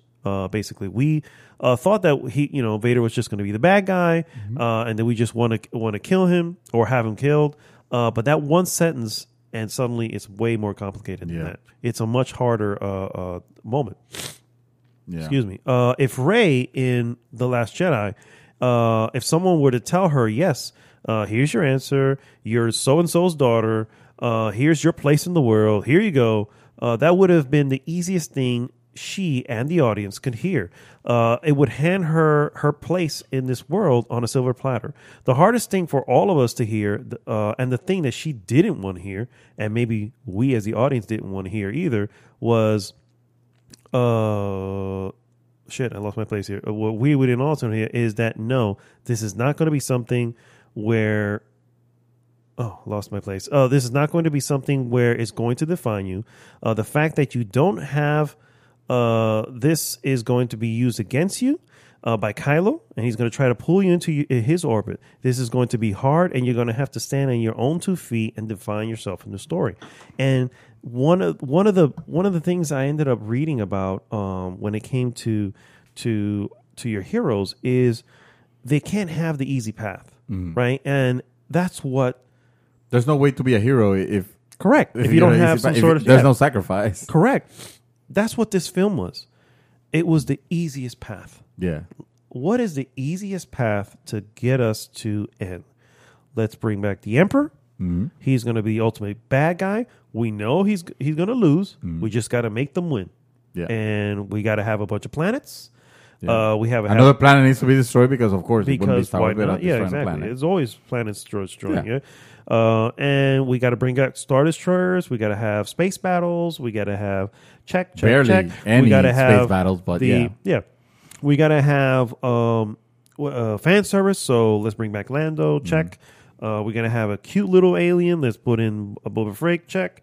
And it's just all these little. We need a cute robot. We need another cute robot because BB-8's not cute anymore. Yeah. He's already old. Oh, let's bring back this one here, and let's make it. It just became. It was checking all the boxes for everything you can possibly want out of this ending, and it's just like, let's just throw it all in here, and that's it. You know what I mean? And the last one felt like it elevated it to a point where, man, this would be Star Wars films now feel like they can be something really special. They can be something where you get that Empire Strikes Back moment again. What do you call it when there's something that you strive to become? When these movies can be. I think I know your word to it, but it goes beyond what Star Wars was. Yeah. It's basically doing something to.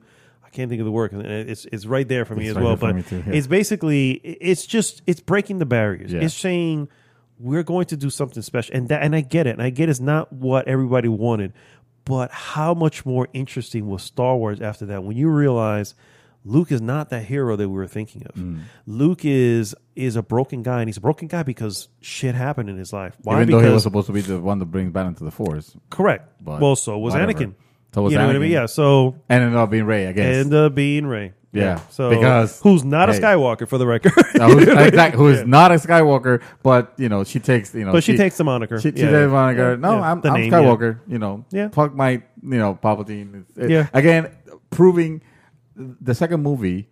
If there was a message here, was that anybody could ascend to greatness. Yeah. You didn't have to be someone's daughter of whatever. You could be like the movie that movie did. Oh, your parents are nobody. You could be the broom boy. You could be the broom boy. Yeah. But you have that path of ascension. You could actually strive to become someone better.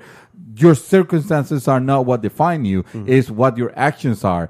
This movie says that this last movie says, oh no, you're powerful. Because of your genes, or because of your parents, or that's your position. Like undermining completely the beautiful message that the Last Jedi had. Mm-hmm. The Last Jedi is in the name. The Last Jedi. No, now this one. People were upset because it was like, oh, they're going against it. It's like, oh, the Jedi don't even matter anymore, and it's like you missed that ending. You completely missed the ending where Luke was like, no.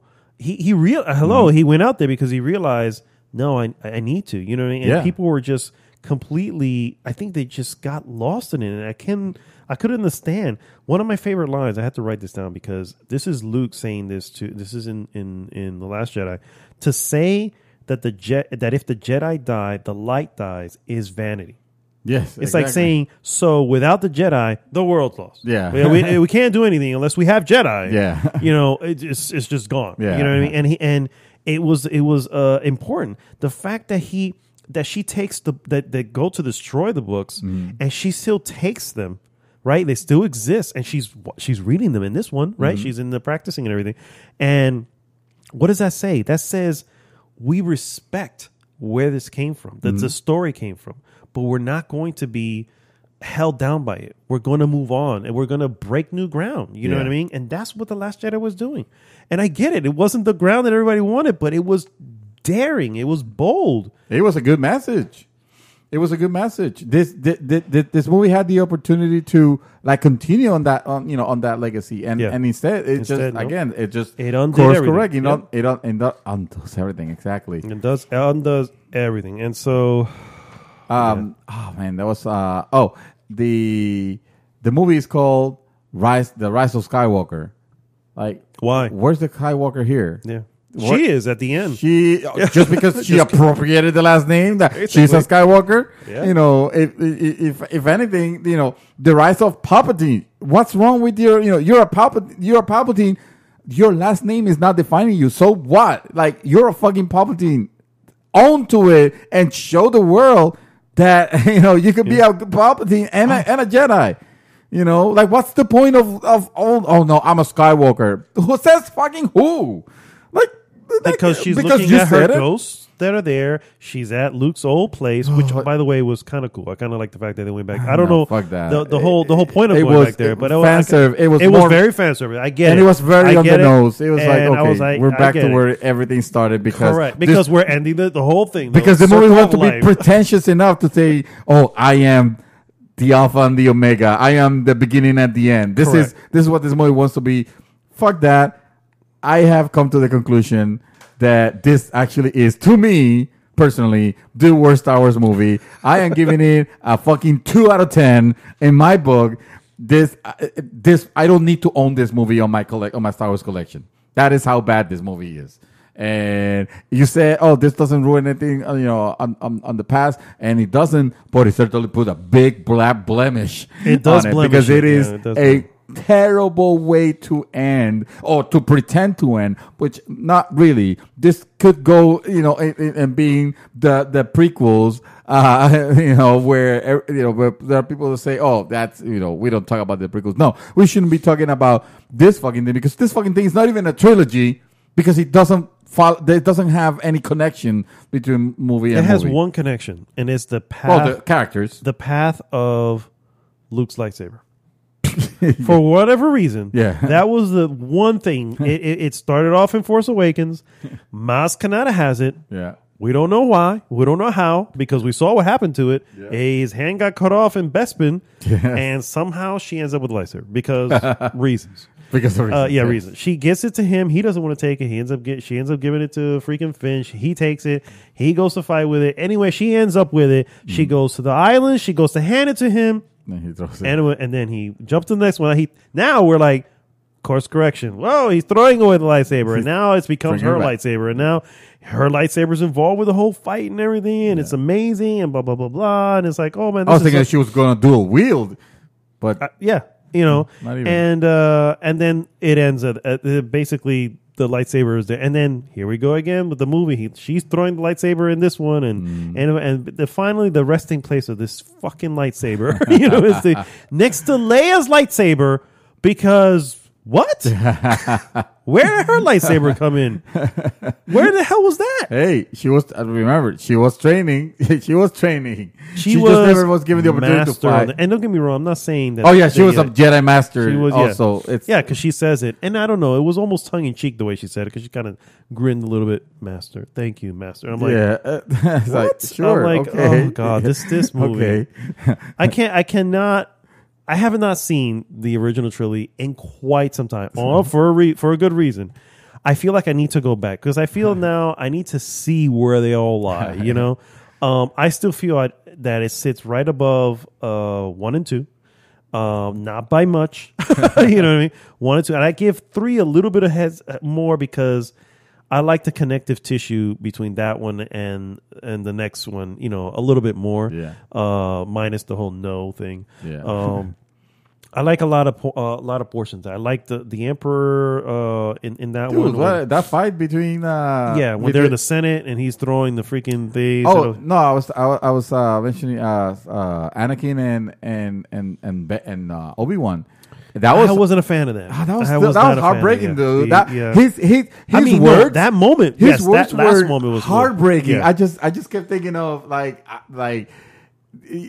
like us, like suddenly we became mortal enemies, and then I'm like thrown, like cut, cut and fucked up. You're supposed to, that's gut wrenching, bro. Yes, that portion actually was good. What wasn't good was, it's like Lucas said, we have to make the most epic battle between Ben and this guy, and it went through lengths of. It's at some point going, okay, this is not at some point when you're standing on top of this tiny little thing, which is floating above lava. On you, okay, it got ridiculous at that point. It got so ridiculous, and then add insult to injury, it ends so quickly. Yeah. It's like he leaps and boom. He was like, that could have happened 20 minutes ago. You know what I mean? So it was just too much. It was just literally, if you cut that out, it's an hour and a half film. You know what I mean? That's how long that battle is. But yes, I do agree with that moment. That was actually pretty good. That was So because of that, I have to elevate that a little higher than this one. But I did not like Phantom Menace. I did not like Attack of the Thrones. This breaks so many established things from the Star Wars lore that I can't get behind it. And there's no like. Space battles were boring. There was not time. There was only one. There was a lot of rehash action moment. Two, right? Because again, I still like the when she's fighting him on that whatever she's standing on when there's a bunch of water. That was a cool moment. And on the ruins of the Death Star, because of course, let's bring the fucking Death Star. Exactly. The other cool moment was when they're in the desert and he's basically like speeding at her in his ship, and then she just runs off. You're talking about Kylo running. Kylo Ren is speeding at her, and his she TIE just interceptor or whatever. And then she leaps, and I was like, "Oh, that's a really cool, awesome moment." That's from the trailer. Correct, exactly. That is in the trailer, so we already saw that. Although we didn't see the slicing and what happened afterwards, but we kind of already saw the lead up to that. So that was something they really did not need to include in the trailer at all. No. Not that it would have saved the film, but let's include and get excited about Darth Ray, and of course, us thinking or at least me hoping that, man, that will be incredibly ballsy, but we know it's not going to happen because it's fucking Disney. Correct. And Disney has already shown if this is a Disney movie, expect no crazy reveals or anything. Except at the end of the day, it's just going to be sanitized. Goody ending, and everybody lives happily ever after. It's the Disney seal. What else could you expect? Seal of approval, It's not going to be anyway dark. Anyway, we have gone too long on this already. I think. I think we have this horse that was already dead. It is dead, guys. We have already. Any final thoughts, sir? Other than the fact that it's a 2. It is. I rest my case. It is the most 2 star. Is the most 2 out of 10 stars. Honestly, I hope everybody who goes out to see it. I hope you enjoy it. I do not want to take it away. It's just, I still feel like I said that the last one did so much more and put it much higher. It just pushed the entire franchise to a different echelon, and this brought it crashing back down to just this ridiculous. I'm like, it elevates you just to strike you down and throw you to the floor. This movie is literally the dark side exactly of Star Wars. It could not, to me, have ended up in a worse spot. Shape. So they, Kylo Ren and Rey obviously share a kiss. Because it was always implied that there was going to be a relationship. It felt like the most awkward thing in the world. And of course, he has to die. Of course, he has to die because, of course, completely awkward, But then, of course, at the celebration scene, then you have Creepy Lando. Which, Creepy Lando, sex offender. Yeah. Good job, Lando. No, thank you. Take this away. Erase it. I want to Creepy Lando. It. I swear to God, we're going to start that meme. Creepy Lando. Creepy Lando. With his arm around his youngin'. It's like, hey, let's find out. All right, guys. That brings us to the end of an awesome episode 192, the real episode 192 of GG's The Mouthful Podcast. Somehow we still managed to make it a 3 I know. I was looking at the time like, wow, we really let it go. As always, guys. We had no news. This is true. We still went this far, yeah. As always, guys, please go to goodgame.rocks and join the conversation there. And again, please like, subscribe, and share the podcast with everyone. This is Mad Dog signing off for this week, Mr. Dreamy Twister. Guys, go watch The Witcher. It's a really good series. It is. And then this Star Wars movie, maybe you can wait to rent it or something. Yeah. I don't know. Go rent it. Yeah. Just you know what? Do your own fan fiction of the end, and you'll be fine. Yeah. Take Disney. Watch The Mandalorian. I bet it's much better than this. And I haven't watched it, but I believe it. I mean, it has a baby Yoda. Come on. I mean, else can you ask that for? alone makes it. That alone sells. Yeah, exactly.